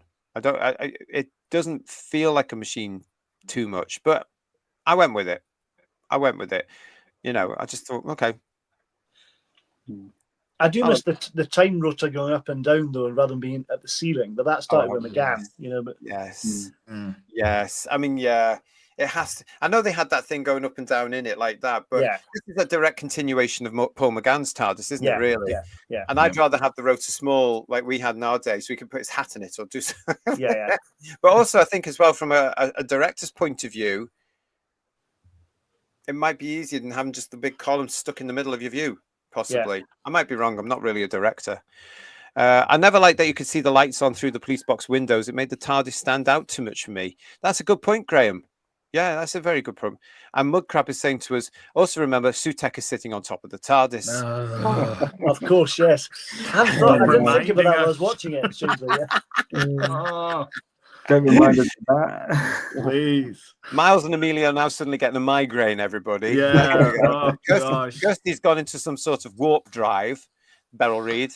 Right, Charlie. Sorry I'm late. Have I missed any burping wheeling bees? Yes, but you can bring them back into the conversation if you want to, my friend. Please do. And Paul Stenford is saying the bicycle pump on the TARDIS console. No. Yeah. Yes, no. I know. And the hammer as well. Yeah. Oh, the hammer was ridiculous as well. What was that about? And where did it all go? Jason Parker never liked the TARDIS interior. The coral look gave an impression the TARDIS had been sick and was some organic magic plant with an awful dome. There was too much going on. I know what you mean, Jason. I had it in my head that it would be an update, as we'd seen in the Wilderness years, of the original, the 80s version, basically, with beautiful glass rondels and wires behind it and beautiful lighting and glossy floors and walls. I don't think they've even quite got it where I think my head is with the Gatwa one, really, with the pillars back into it. I just can't imagine the Ninth Doctor in that kind of TARDIS, if I'm being honest. I just don't think it was. I don't think it would suit this particular Doctor. And also, I like the whole aspect gives you the sense that the TARDIS is alive, right? It's not just a machine; it's alive. So, and they do play on that in the first season, right? With the the heart of the TARDIS, and that obviously plays itself out at the end of the season. So, I'm going to continue to defend the coral TARDIS, especially in this season. I think it works. Although I must admit, there's a bit. I think it's a deleted scene from season 2, season 4 rather, and the Doctor gives his clone self a bit of the TARDIS. Have you seen that? It's an organic bit of the TARDIS, so he can grow his own. I don't like that. Just put it in the garden; it'll pop up anytime. You can thank Julie Gardner for that, because apparently I remember watching that Paul, and I think RTD had said basically that him and Phil Collinson absolutely loved it, but Julie really fought against having that scene, which thankfully she fought against that. It's a bit naff, isn't it? To be honest. Oh yeah. Oh, I didn't know that. Well, good for her. I never liked the TARDIS until Capaldi's interior, says Legion of James. I absolutely hated the stupid place called workbench controls. That's fair enough. It's fair. They did learn as they went on, didn't they? But it took their time with them, I think. But they didn't learn when it comes to the TARDIS. The lighting, yes, but the TARDIS, no. I mean, the thing that follows it was a monstrosity in my eyes here. Let's get back into all this, everybody.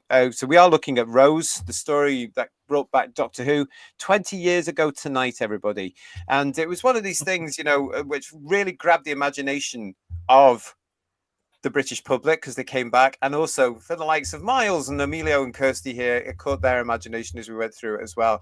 And it's this episode where I'm thinking, where did you guys know that you liked this? Can you remember the moment you thought, oh yeah, I'm going to watch this every week? Kirst, we'll start with you. I remember, I couldn't really pinpoint in the episode. I just remember my dad was on late and him coming home, and my brother and I were having our supper. I remember him coming through the door, the pair of us just going, okay, we see what you mean. And then he was really happy that he'd sort of indoctrinated his kids into this, because we were like, Dad, it's Saturday, Doctor Who time. So we'd all watch it. It was it's a comfort, it's a family kind of Saturday night thing for us. So it was probably him coming through the door, and my brother David and I just been like, we're in. We're gonna I watch think he was it. really chuffed, was he? Oh, yes. All right, what about you two guys then? I think for me, when the Doctor comes back and goes off, it also travels in time. For me, was that I was like, oh, okay, this will be interesting. So at that point, I didn't have a really clue.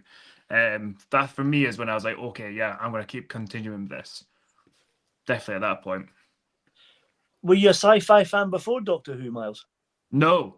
No. I grew up on police shows like Starsky and Hutch and Chips and stuff like that. So I never, goodness. Proper, stuff like that. Well, that's so my childhood you're talking about. I'm mine.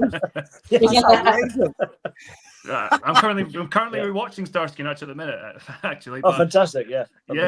So for me, this was a completely different thing. I'd never watched anything with monsters or anything like that, so it was just completely alien to me. Fantastic. All right, Emilio, what about you? Was there a moment in Rose where you thought, I watched this back retrospectively. I actually didn't watch live the first season. I did it in season 2, and then I went back and watched season 1. So I got the DVD. So I didn't watch. I already kind of already found my love for Doctor Who by the time I went back and watched Rose. But if I was watching it as a new viewer, I just think the minute Christopher Eccleston says "run," yeah, you got me. I imagine if I were watching it live, that would have been the moment. And I would agree with Miles. When I was a kid, didn't watch much. Didn't watch any sci-fi really. I was too busy probably playing Pokemon on my Game Boy. So yeah, this is the first show that had monsters and aliens, and so I think it's so different to any other show that's out there. It catches your attention, at least. You see, Emilio's just said what I say for years. If you just write Doctor Who, so it's got the Doctor, the TARDIS, and lots of monsters in, that's all you need. Yeah. That's all you need. And they could do it again today. They could do it right now today. But they insist on making it political. We've got Rory and Cheryl and friends too saying, in the first 10 minutes, I knew I'd stick to watching Doctor Who. I used to get my dad to collect me from work to watch it. That's nice, isn't it? I like that. It very quickly after this episode, guys, it did become very, what was it? What's the word I'm looking for? It was essential viewing, wasn't it? Yeah. Every Saturday night at 7:00, you knew where it was going to be. Anthony's with us all. Hello, Anthony Green. As a long-term fan, the trailer for the Eccleston series got my blood pumping, and Rose delivered. Well, that's good to know. Yeah. That's nice to know. They're all going on now. Thank you very much about Chips. Paul Stanford. Chips, which feature in this story as well, don't they? She wants Chips a lot, Rose. A good story written by competent writers is what the show needs, in my opinion. Yeah. Well, we're not going to disagree with that, are we? We're really not going to disagree with that. I mean, I've got some pictures here as well for you all, actually. I don't know if you've seen this, but Mike Tucker, of course, model maker extraordinaire, who worked on the original series of Doctor Who back towards the late days, was back in 2004 for the 2005 series. You may know that he did the Big Ben that was smashed to pieces by the spaceship in Aliens of London. He actually also worked on Rose, and to celebrate its 20th anniversary, on his social media posts, Mike has been sharing some photographs, and I've got them here. Have a look at these. This is a model. Oh. Yeah. It's really good. Look at the detail on this, everybody. That's amazing. Even the cement looks like cement. Yeah. Now, I didn't know at the time, I'm going to be honest, in 2005, I didn't know this was a model. I thought it was a warehouse somewhere with some lovely lighting. It was years later, it must have been about 10, 15 years later, that somebody said, it's a model. What are you talking about? Yeah. And to prove it, Oh wow. It's not all a model though, isn't it? Because when there is actually a real location, isn't Yes. it? Because they used it again later on, I think, for the one with Cassandra coming back, A New Earth. the New Earth one, that's right. What's Yeah, that called? so, Is yeah. it called New Earth? New Earth, yeah. Yeah. But isn't this wonderful? But that's a fantastic model, yeah, because there's a model TARDIS in that section as well, isn't there, I think? Yes. Yeah. I just love the fact that the model making was still there at the time. It's superb. And it's all coming back now. We know that. Yeah. And the detail, these people are so bloody clever. The detail is incredible. And I'm so pleased that he put these out for us to see this, because it works really well when you look on screen and you can see the mix between the live action and this. It's beautiful. It really looks good. But on these great pictures that he's released here, I've never seen these before this week. Look at the detail and the brickwork there. It's All really you need good. now is the Sevens Dalek coming through there as well, actually, everybody. That's what this takes me back to. And then It here's looks like the interior of the TARDIS from Invasion of Time, doesn't it, really? it does really, yeah. And here's the man himself, Mike Tucker himself, putting in a light bulb. Aren't they great? I thought you might like those, Lovely. everybody. Yeah, nice. Yeah. Another yeah. twist to the tale here. We've got Paul Stenterford saying models will always be better than any CGI. Bill Yeah. Lowry, once again, the quality of British workmanship is superb. Here. Dalek Lives Matter. Spray foam was a marvelous invention. It moved model making leaps and bounds. Neo Gear is saying they need to bring this back. It is there. It's all coming back. If you look at the new Blake 7 box sets, everybody, models in there as well, as we talk about on our Blake 7 reviews. Great stuff. Sonny Waffles is saying when the creative team was creative. Ooh. Cheryl and Rory knew New Earth. Oh, I get confused with it all. I never knew that, says Craig Dunlop. I never even suspected it. It shows how good it was, eh, mate? Yeah. Absolutely fantastic. And Paul Stenterford saying that is an absolutely gorgeous model. Most people didn't realize that this was a model, which shows just how good it was. I certainly didn't until I say about 10, 15 years later. And I felt daft at the time when this guy says to me, it was a model mixed with life. I was, what? Are you sure? And John Mason saying, wow, that's incredible. Stephen Braddock. Rose was a good opening episode, but it was the montage of upcoming scenes that had me hooked to watch. Big Ben, zombies, aliens, and a Dalek. Doctor Who was back. That was the shock as well. This was actually the first show on British television, as far as I'm aware, to do a Next Time segment. That was certainly very, very new to us as Doctor Who fans, but by God, it worked for them because people liked the look of it and came back the week after, didn't they, Paul? And then do you know what happened here in Britain, Who viewers for outside the UK? Every show on television started to do it. They copied Doctor Who. I was going to say that, yeah. Do a Next Time segment to this day. So there you go. I wasn't aware that Doctor Who would the one trailblazing that basically. So that's great, and it goes to show that at a time when Doctor Who was creative and was pushing the boundaries in television, not trying to fit into what other shows are doing. It was trying to be different, and I think that's a good example. It got a bit dangerous though when they did a two-parter. So if Yeah. you saw that the next time you've a spoil what's going to happen next episode, because they've always put a bit in. I think on one episode, one two-parter, you found out the resolution of the cliffhanger. It was a bit odd, It's, Yes, they learned the hard way, Yeah. didn't they, with the Empty Child? I think it was. Yeah. Oh no, it might have been Aliens of London that they went back and re-edited what they were going to do because they were learning, this production team at the time, and you can actually see them learning through series 1 and to an extent in series 2. But that sort of thing happened, where they went, oh, we can't show that, we've got to be careful. And then they moved it to the end of the episode, didn't they? So you could switch off at the end of the title sequence if you wanted to. Yeah. And not see what was coming on. So they did learn. But yeah, it was a culture shock. I remember going, whoa, what's this? Hello. On the show in the end credits, on the show, and then it went straight into it. Yeah. Culture shock time, but we got used to it. As you can imagine, says Legion of James, I was so skeptical going into the first episode, but I was pleasantly surprised as the build-up hype didn't disappoint. By the end shot of her running into the TARDIS, I was wanting more. Were you, Paul, guys? Were you the same with that? Well, I as much as I've criticised the episode tonight, at the time I loved it. I really enjoyed it and really hooked me, and I was looking forward to seeing certainly episode 2 with all the monsters. That was right up my street, you know. Okay, and obviously you guys were the same, yeah. Yeah. Oh yeah.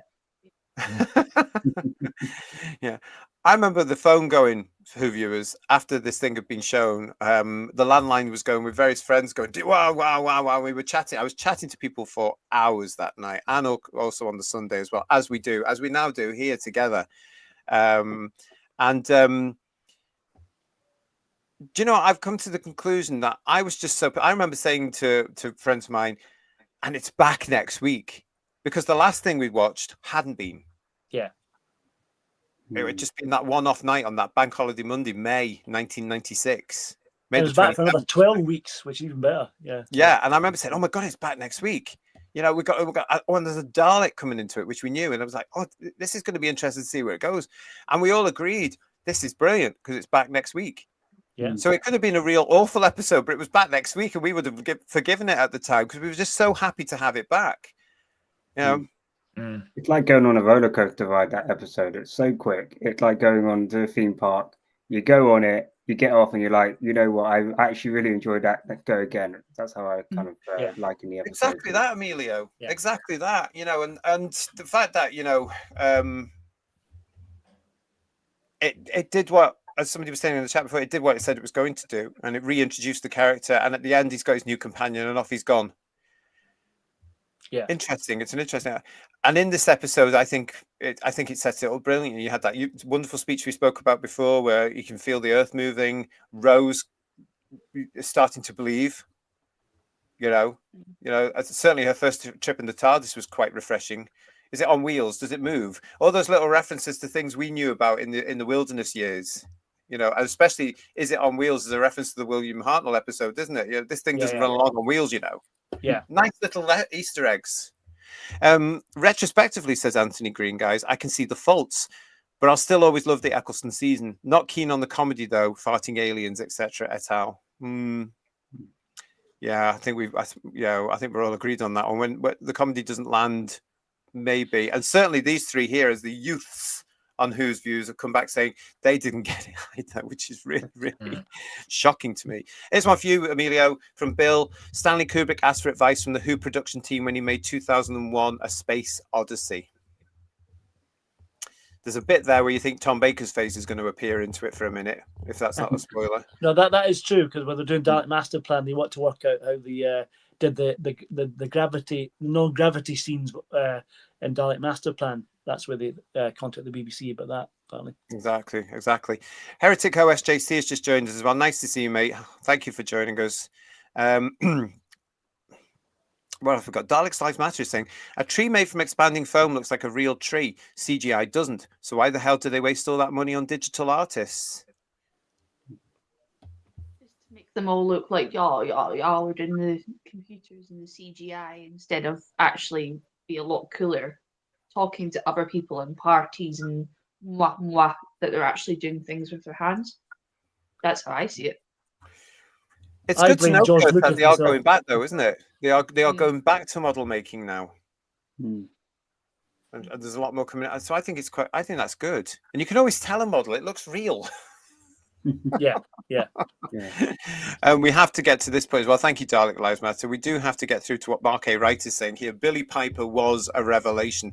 From her first scene, I bought into her character, her life, and her character's sense of unrealized potential. We were saying this in the as part of our series here on Whose Views. We have been celebrating 20 years of the reboot Who over the last month. We've done a season 1 overview.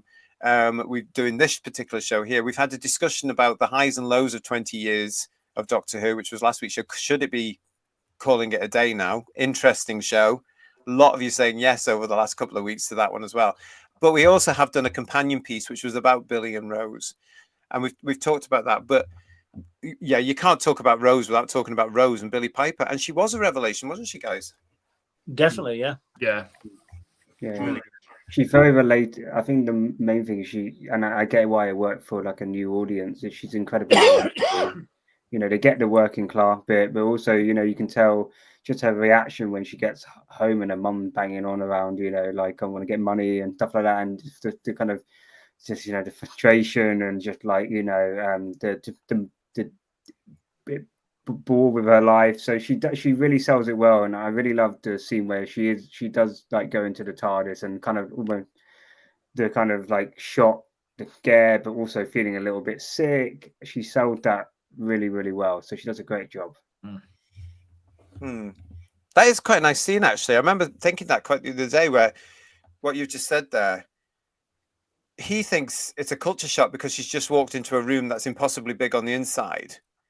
And actually it's not. She's being human and she's talking about Mickey. Yeah. You know, and her concern there is that element. And he doesn't get that because there's the alien Ninth Doctor there. Oh, and then you've got to let his head melt. What? And then he's more interested in that than her. That's a nice little scene. I think the two of them nailed that little scene personally. I think Eccleston and Piper really, probably why they're coming back now for audios as well as.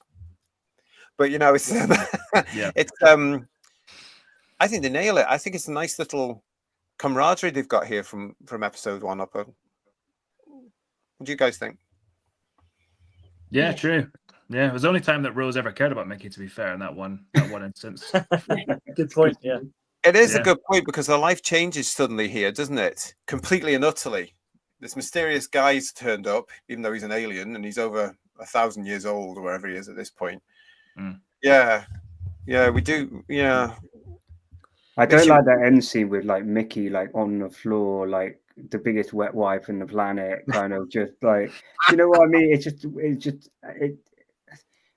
just wouldn't believe that he would be like, we got he's quite romantic and he's a little bit soft, but that just took it too far. Then she basically kisses him on the head and says bye, you know, just and then she runs into the top. I don't know. That scene never really sits well with me anyway. I'm not sure about the other guys, but yeah. Well, I've said on the Billie Piper show, you know, that she's got a really odd relationship with Mickey. She treats him like dirt. And it's already in this first episode, you can see that, you know what I mean? So it's such a shame because I think Noel Clarke is very good as Mickey in this. He's quite comical at times. But initially, I didn't like him when I first saw him. I found him really annoying, but I quite liked him in this. The rewatch, I mean. Noel Clarke, well, Mickey, what can you say about Mickey? I don't like him in this episode. I'll be very honest. I think he's very brash. Yeah. And all this swagger. I can't be done with it. What is that about? You know, I just like the gag with the hand when they do that. He does all that and then chucks it in the bin. Then later on, the Doctor does it for real because he's really been strangled. That's a very funny gag that's set up early on, which is quite funny. You don't think? Yeah. I think it does work, and the fact that he has to use this sonic screwdriver to stop that's the opening of the eyes for Rose. Yeah, it's good. You know, because when it comes after her, you know, here we go. This is her starting to come into this a little bit more. Her interest is piqued, let's say, because she follows him. Yeah. And it's not as if he's actually trying to stop her. No.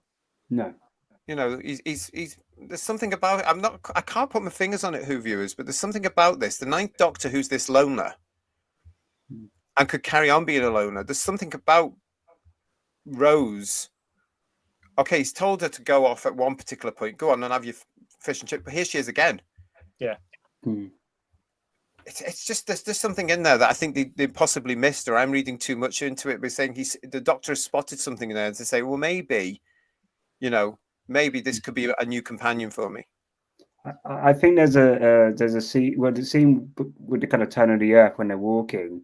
And, you know, she's, you know, he goes, oh, you know, do you kind of like believe what I'm saying? But, you know, you're still here. I think that kind of, you know, shows her as a character. A lot of people would just miss what's going on and just run off or thinking what's happening is crazy. But she's still asking the question. She's still going with him. So I think maybe that was the moment he gone, you're different in terms of a human being. So, so yeah. And maybe to your point, JT, maybe the fact that it's very subtle, you know, the kind of fact that he'd been in a time war. He's obviously got PTSD. You know, there's maybe a part of him subconsciously that very much seeking companionship, even without the Doctor necessarily realizing. Maybe there is, because at this point you don't know that how long he has been alone. It's obvious he has been alone. You don't know how long it's been for. And that, again, for us as long-term fans, that's not usual for the Doctor. You know, if I was to do something like bringing Doctor Who back now, I wouldn't necessarily introduce the companion as well as the Doctor. I'd have them there, getting in the middle of everything with an established relationship. You know, just to be able to say, you know, you're new to their story. It saves time, doesn't it? Yeah. Well, it does really, and I think people would go with it because everybody knows, especially in Britain, but everybody knows the Doctor and a companion, hand in hand, off you go. You know, run basically. Because that whole thing about the whole run scene is because that was famous in Doctor Who fan circles at the time. You know, wasn't it, Paul? Do you remember people were talking about the fact that all we did was run? Yeah. Just running in high heels in Wales. Speak for yourself, okay? Let's have a look and see what they're saying in the chat. Mudcrab is saying, says, irony of Rose being bored by being stuck on Earth. In season 1, they never leave the solar system. True. Ezra is saying to us, for me, Rose was underwhelming as the first story in season 1, but I knew there was another episode the following week. It got better and better with each new episode. That's what you want, though, wasn't it? You want it, if you want to start on a mediocre one, you want it to go up and up and up.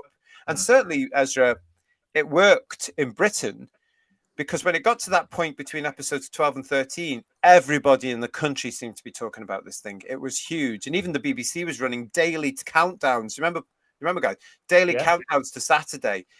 Again, as a Who fan, we'd never seen the like of it at all. It was getting Radio Times covers. It was getting Radio Times coverage practically every week. I've got them all in a couple of boxes down there. It was amazing. It was huge, but it worked. The way they planned it, the way the BBC marketed it, the way they put it all together, it worked for them. Yeah, huge. And what else do we got here? Graham. I couldn't stand the Rose character. My least favorite companion of both classic and New Who.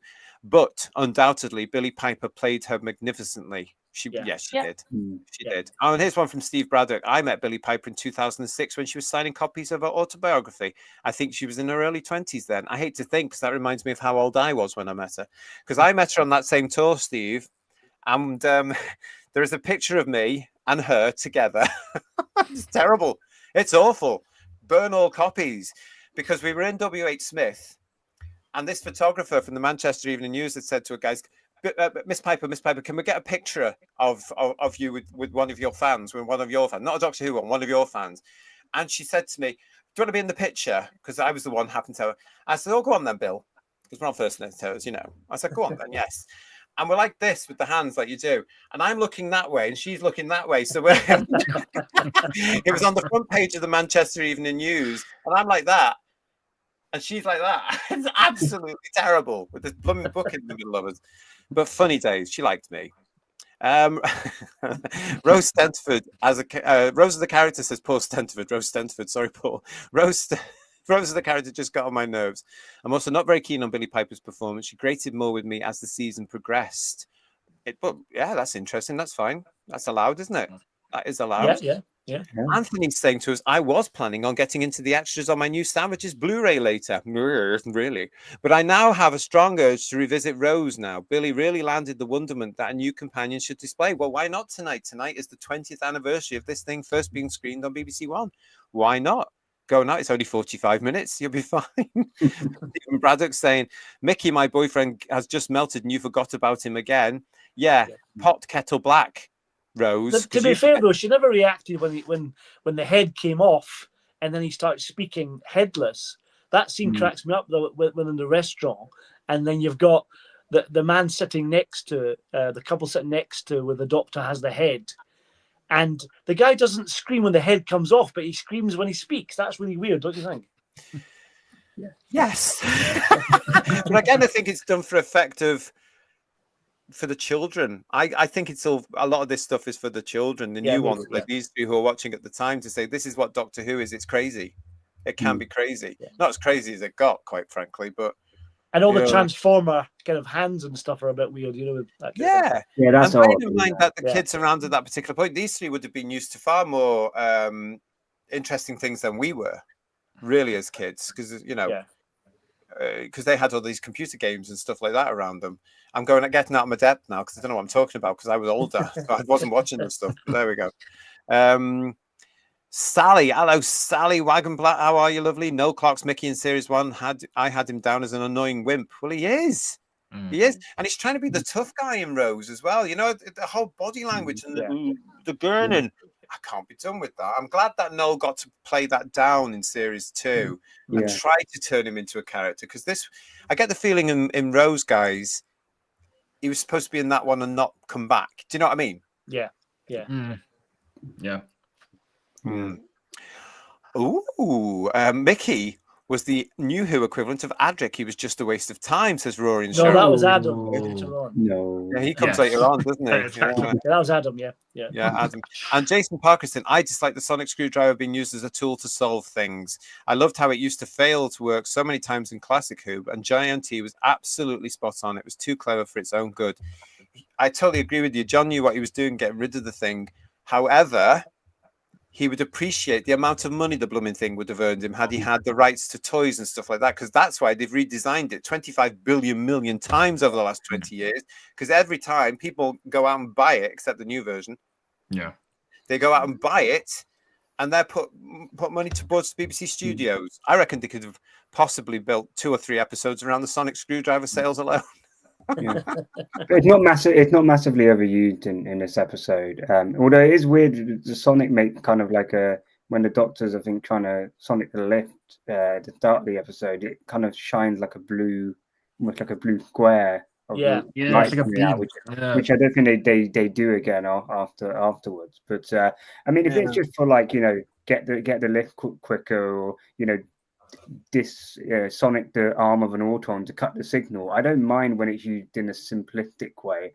I think where it goes wrong is when it literally is used like a magic wand, and I think that's when they take the sonic too far. But I don't think in this season or in this episode they overdo the sonic at all. I'm right about the fact that it was toys, though. This was the Eccleston one. Look, there he is. Yes. Do you remember that? Yeah. And it had this sort of, what we would know is, they call it, what do they call it here?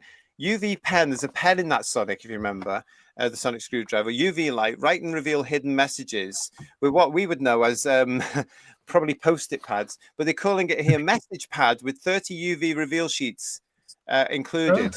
How exciting. Yeah, there it is there. But it still work. There it is. The man himself. Where is it? There. The man himself. Not much with him on that season, if you remember, because of course he only did the 1 year. Yeah. But there we go. But it worked for them, because how many have we had since? And how many spin-offs? God knows how many we've had since then, including Rivers and everybody else. Craig Dunlop is saying, YH, what's that mean? Yeah. Yeah, oh, right, thank you. I had forgotten that I initially really didn't like the Mickey character, says Craig. However, I grew to really like in the following couple of seasons, especially moaning about being stuck with the tin dog. Yeah, that was brilliant. Yeah. And Mark A. Wright, one of my favourite Doctor Who experiences was the lockdown tweet along of Rose during the first days of lockdown, which was put together by Emily Cook of DWM. It was a wonderful thing to share. Okay, I didn't get into any of those, I'm afraid. What else have we got saying here? Jason is saying Billy Piper was inspired casting. I am biased since I had two of her albums and singles, but she really was great. Shame about the writing, especially later with the dreary Tennant. You can be biased, I'm biased as well. I was a big Billy Piper. I've got her albums and I went to see her at GAY. So no. Because we want to. Yes, because we want to. Yes. All that. It was great stuff. Sally is saying to us, Donna Noble was the first companion in New Who I couldn't stand. She's even worse now. Thank you, mate. That's great. March the 26th, 2005 felt like Christmas Day and your birthday all in one, says Robin Calvert. I loved Rose because unlike the TV movie, it felt British. There is that point. It did. It did come across as totally different to the TV movie. There was a huge difference there. And yeah, I get what you mean, Robin. It was British. They tried to get it back. Yeah, I'm going to agree with that. I don't know what you guys think about that, Paul. Anybody else? Yeah, I mean, I'm biased because I love the TV movie, but I can see it's definitely more British than the American production of the movie, because obviously it was made in Canada, etc., etc. So a lot of American actors in it, so it doesn't feel British at all. But this does. You're right. Yeah. And it goes out of its way to make the point that it's a British TV show with the location shooting at Trafalgar Square to begin with. Then you've got the London Eye. You've also got the classic Doctor companion running past Parliament over Westminster Bridge, if that's correct. So, you know, in terms of even the iconography, the shot, the directing, the location, you know, they really try and hammer home that this is a British show. Yeah. It's interesting you say that, because at the time RTD was speaking to people like Doctor Who magazine, and that was intentional. They pushed that so that it would look British, and it was British for the international sales. That's why you get the London buses and all those lovely iconic the taxis, you know. And I appreciated that. I thought, yeah, that's good, because this is a British export. It's just a shame that they haven't got that same style now, isn't it, really? Stephen Braddock saying to us, it was 20 years ago. Well, that sounds like the introduction to a Beatles song. It was 20 years ago today. I think I'll watch Rose after this. Thank you, Who's Views. Well, thank you, Stephen. We are going to be coming to schools on the TARDIS doors very shortly, everybody. So get ready. Don't put them into the chat yet, but get ready. Start thinking about what you're going to give Rose out of 10. Anthony Green, as great as Rose was initially, her story marked the start of writing soap opera about the companion's family. Yeah, that tendency reached its sad apogee. Oh, I can't say that. Somebody say that for me. Apology, I think that's going to be, with the tedious Ruby's mum saga. I'm going to agree with that. I think I'm going to agree with that. JT says, Royal and Cheryl, I used to love the Manchester Evening News, oh God, and spent enjoyable time in Winsford, where my uncle worked in Chiltern-cum-Hardy. Ah, very good. No, Winsford very well, mate. Very well indeed. What else we got? Oh, Rose was gutted, says Steve Black. Steve Ayer, that Mickey was seeing Shireen from the shop, but didn't give a crap about him, really. Yeah. Oh, that's all in this season, isn't it? Yeah, that's in Boomtown, I think, isn't it? Yeah. Graham was saying there about the Sonic. I totally agree. In proper Who, the Sonic quote often hardly featured, and it wasn't the magic wand, it became a new Who. Honestly, they did it just for sales. I swear to you. Yeah. It was just sales. Heretic. OSJC, I glued the UV part to Sonic and glued the lid on so the Sonic stayed as one unit. It annoyed me. It was detachable. They got rid of that element later on, didn't they? Again, they learned the character options. They're much more, what's the word I'm looking for? They're much more authentic now, aren't they? Yeah. As a replica. Just on your point, JT, around the Sonic, you know, really push for merchandise, I do agree, but I do think it became a lazy guess out for writers. I think it comes down also to poor writing. They couldn't think of a way for the Doctor to actually solve the problem, and I think it really became like that, if I remember correctly, in like season 7, in Matt Smith's era, where they were literally solving the plot with the Doctor Sonic Screwdriver. I think the Power of Three is a good example of that. It's it just became kind of a get out of jail free card, which is not what the Sonic is for. Unless they wanted to make it not be used and have that awful plot device of, oh, it's deadlock sealed, you know? Yeah, which of course, the other thing I didn't like was the thing. It's not in this episode, is it? But the psychic paper. I don't like it. But Paul Stenford saying here, the Sonic Screwdriver being used to cancel out the Nestine control signal on the Auton arm when attacking Rose made no sense to me when the Doctor couldn't do this in the classic series. It's one of those things I thought at the time, but I've overlooked. I totally agree with you though, Paul, but they did it for time. Yeah. That's the problem with having a 45-minute episode when you're trying to do a Doctor Who episode. If that was 4 episodes, it wouldn't have happened. But they didn't want to do that. They wanted it as 45-minute self-contained stories, didn't they? Yeah. There you go. I like this one from Dougie Stewart. JT, take the money or open the box. He's talking about the thing I've just shown you here, the Sonic Screwdriver here. Well, actually, Dougie, I had 2 and I did open one. Can you see it there? And it's gone. And it's the one that's still out somewhere there. So I got 2. There you go. That's how big a fan I was back then. What's this one from Anthony Green? In my job, I support a 23-year-old science fiction Doctor Who fanatic with autism. Season 1 is his favorite, and by my shifts fly by as we just ramble on about Doctor Who to each other for 4 hours. Isn't that lovely? Fantastic, yeah. That's a lovely story. We'll give him our best. Probably might not like everything we talk about here, obviously, but give him our best here because, you know, Tell them we like season 1 as well. So, Anthony, that's lovely. And Garbage is saying, I love the Billy Piper song Day and Night. It's highly recommended. Totally. It's one of my favorite. In fact, it's probably my favorite Billy Piper song, actually. Day and Night. Great album, too. Yeah. Great to see you all tonight, actually, everybody. I tell you, talking about opening things as well, I might have opened this, but I don't open everything. As you will see, if you want to come back and join us tomorrow night live at 8 o'clock for our special Merchandise Paradise Live. See that he's got there? Yes, he's been sitting on that for nearly 2 weeks, waiting to open Just it. about, yeah.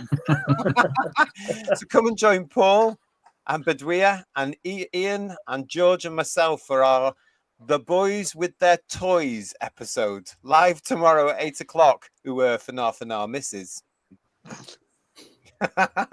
It's on the channel for you now. Set a reminder and come and join us tomorrow.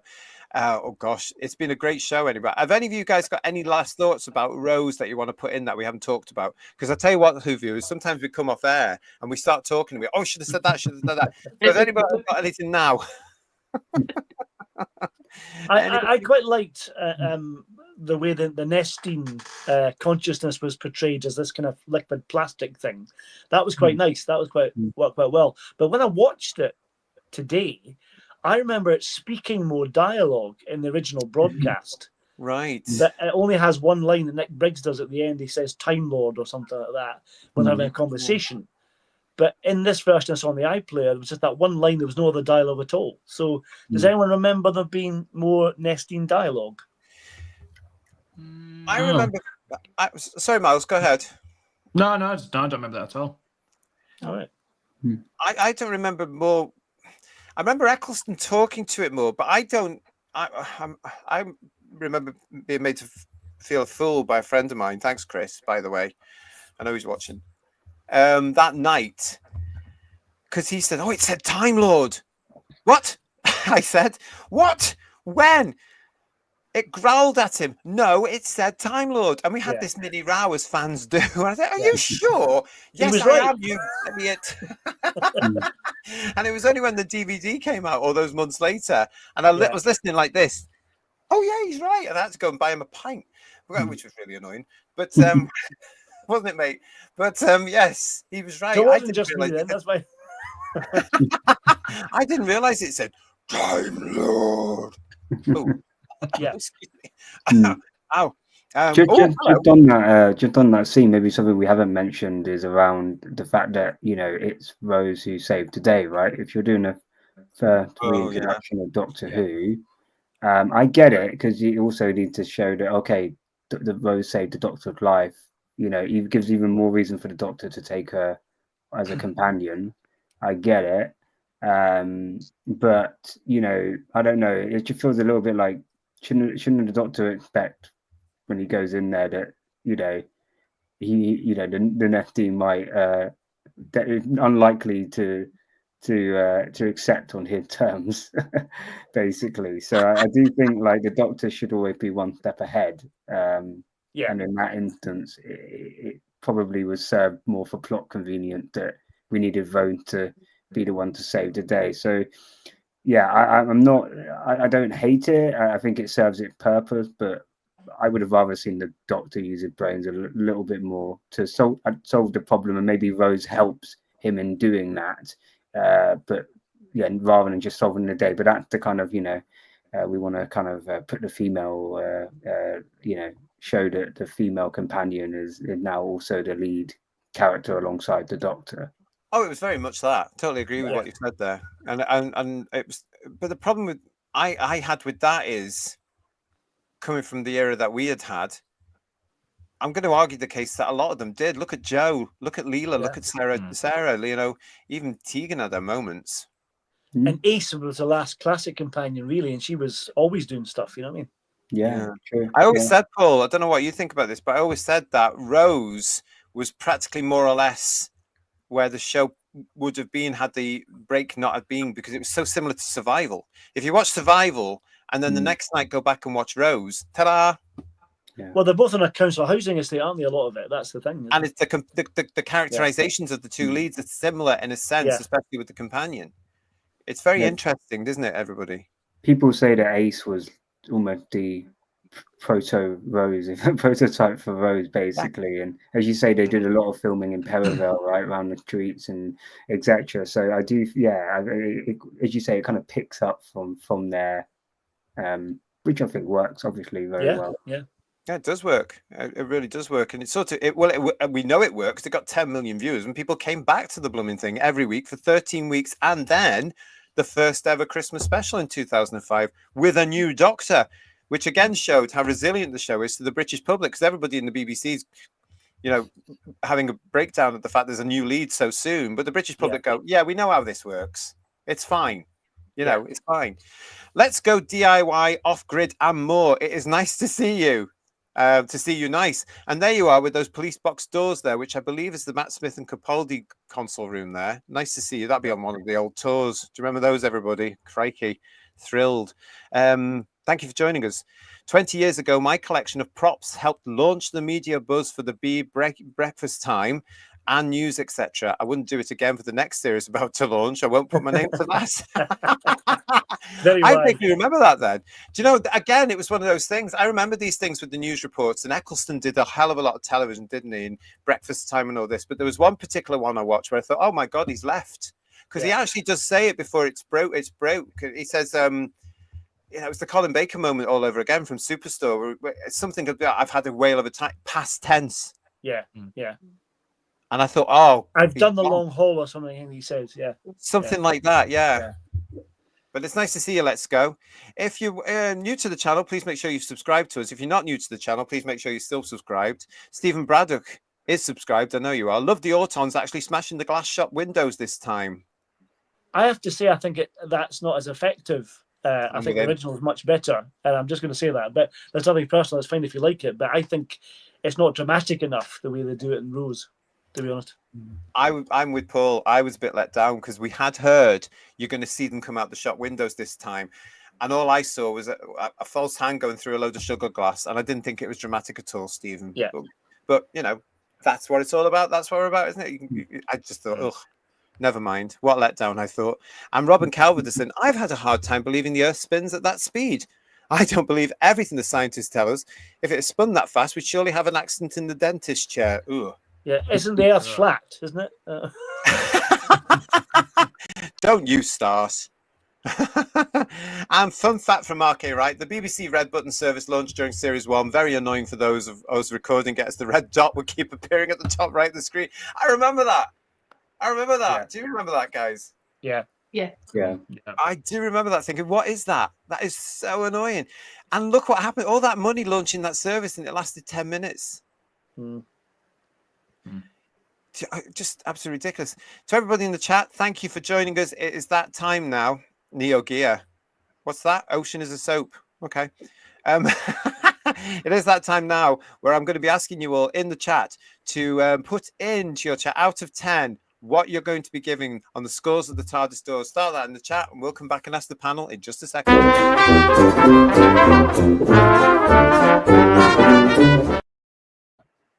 All right then. We're going to be starting with there we go. It's all in there. Thank you, everybody. We're going to be starting with Paul, please. What you're going to be giving Rose out of 10, please.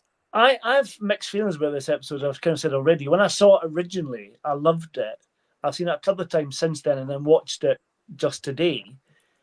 I think for me, it's a bit dated now, I really think. And I think there's some good bits in it.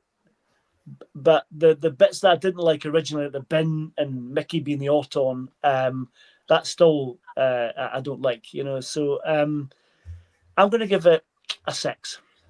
6 out of 10. Thank you, Paul. Miles, what are you going to give this episode?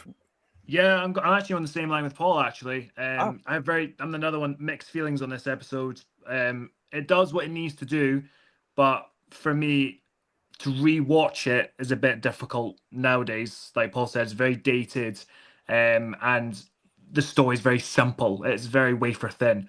So I'm going to go for 6 as well. Actually. Wow. Good Okay, man. Miles. Yeah. Thank you. The lady of the chat herself. Come on then, lovely. This is pure and utter nostalgia, comfort.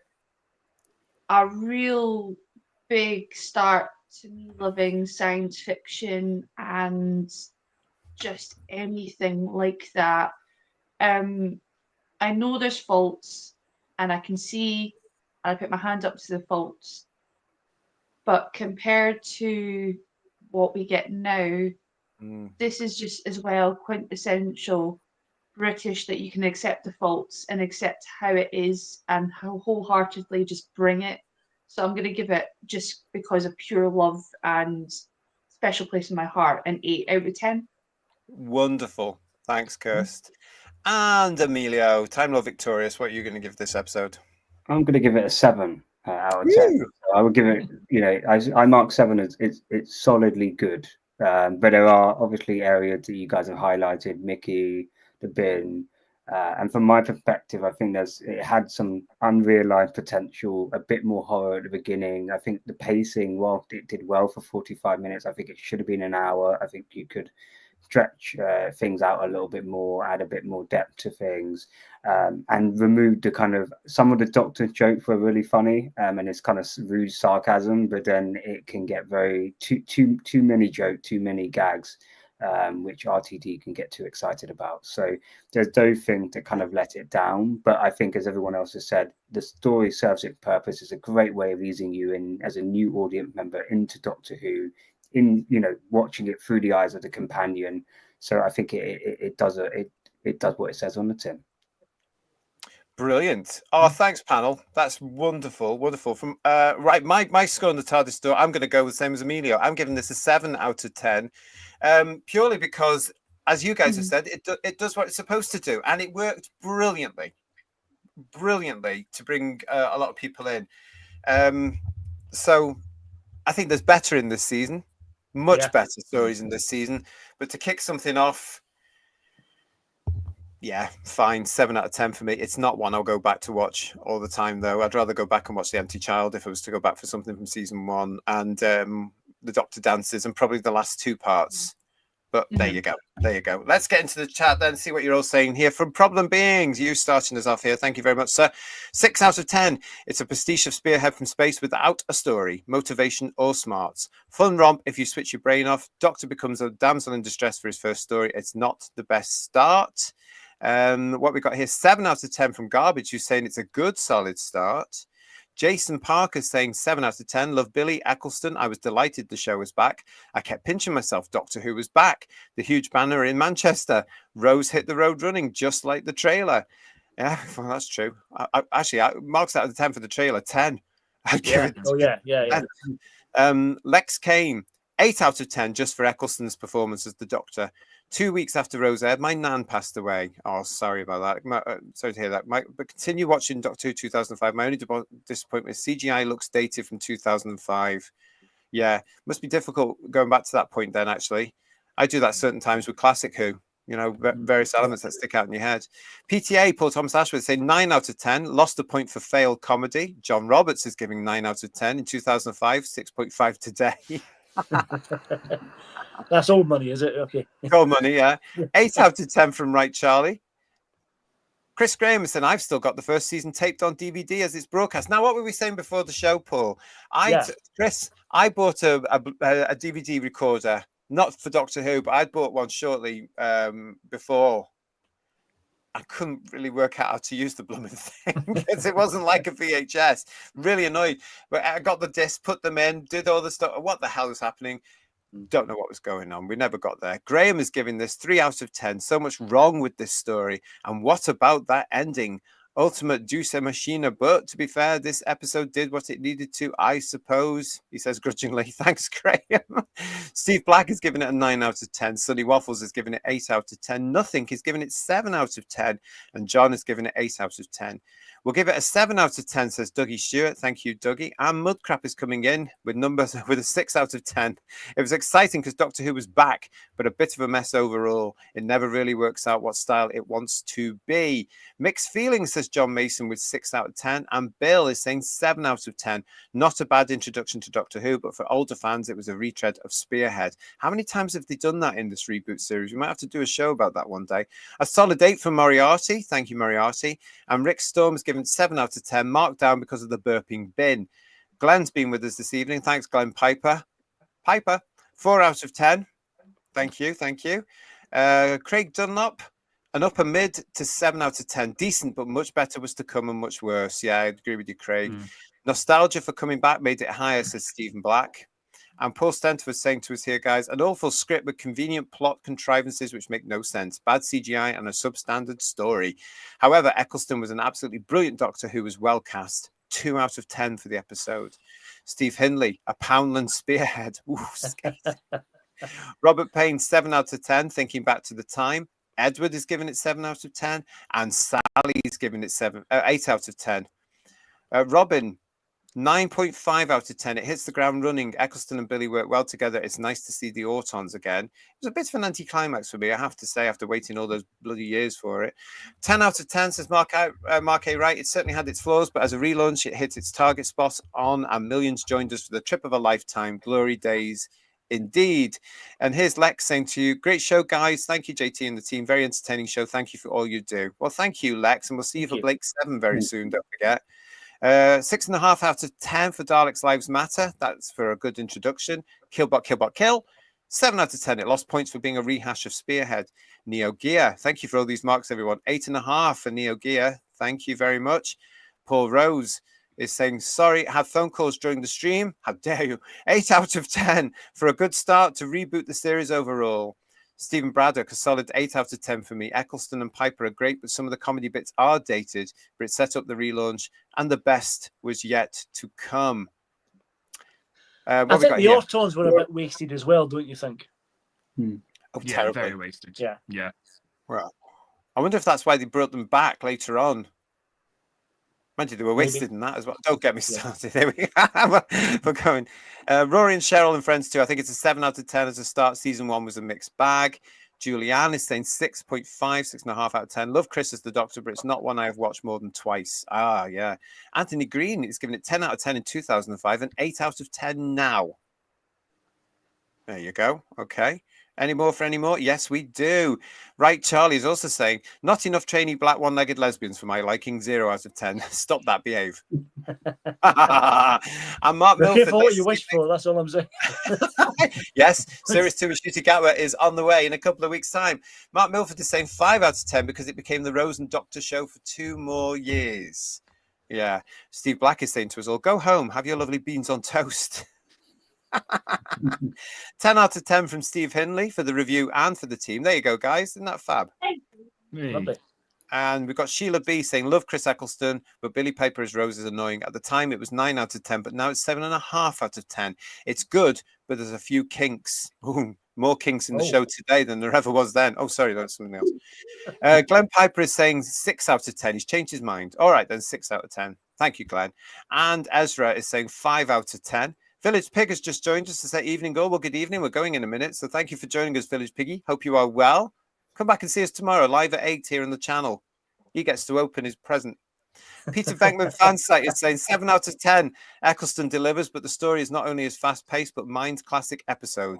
Rose's intro shows us her life's drudgery and goes from there. It didn't really need the immature humor. That's a good point. Yeah.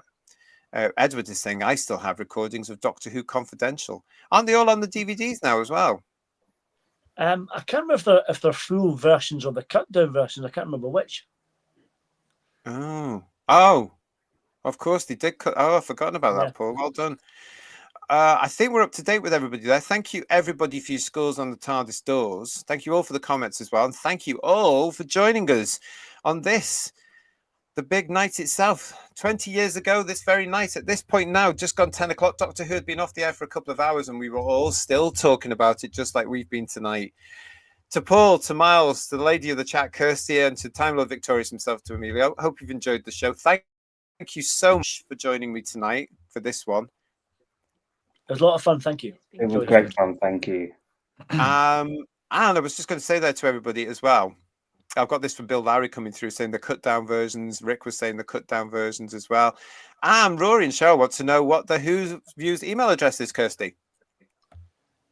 HughesViews1@gmail.com. That was close. She was expecting this banner, and I thought, no, I'll test her. But there it is there. It's whosviews1@gmail.com. Well done.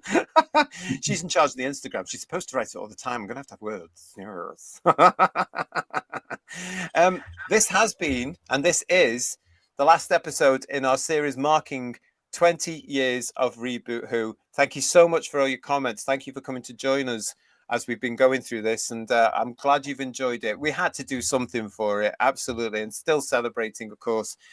I mean, yeah, I mean, I think personally, these two deserved it because they did so well.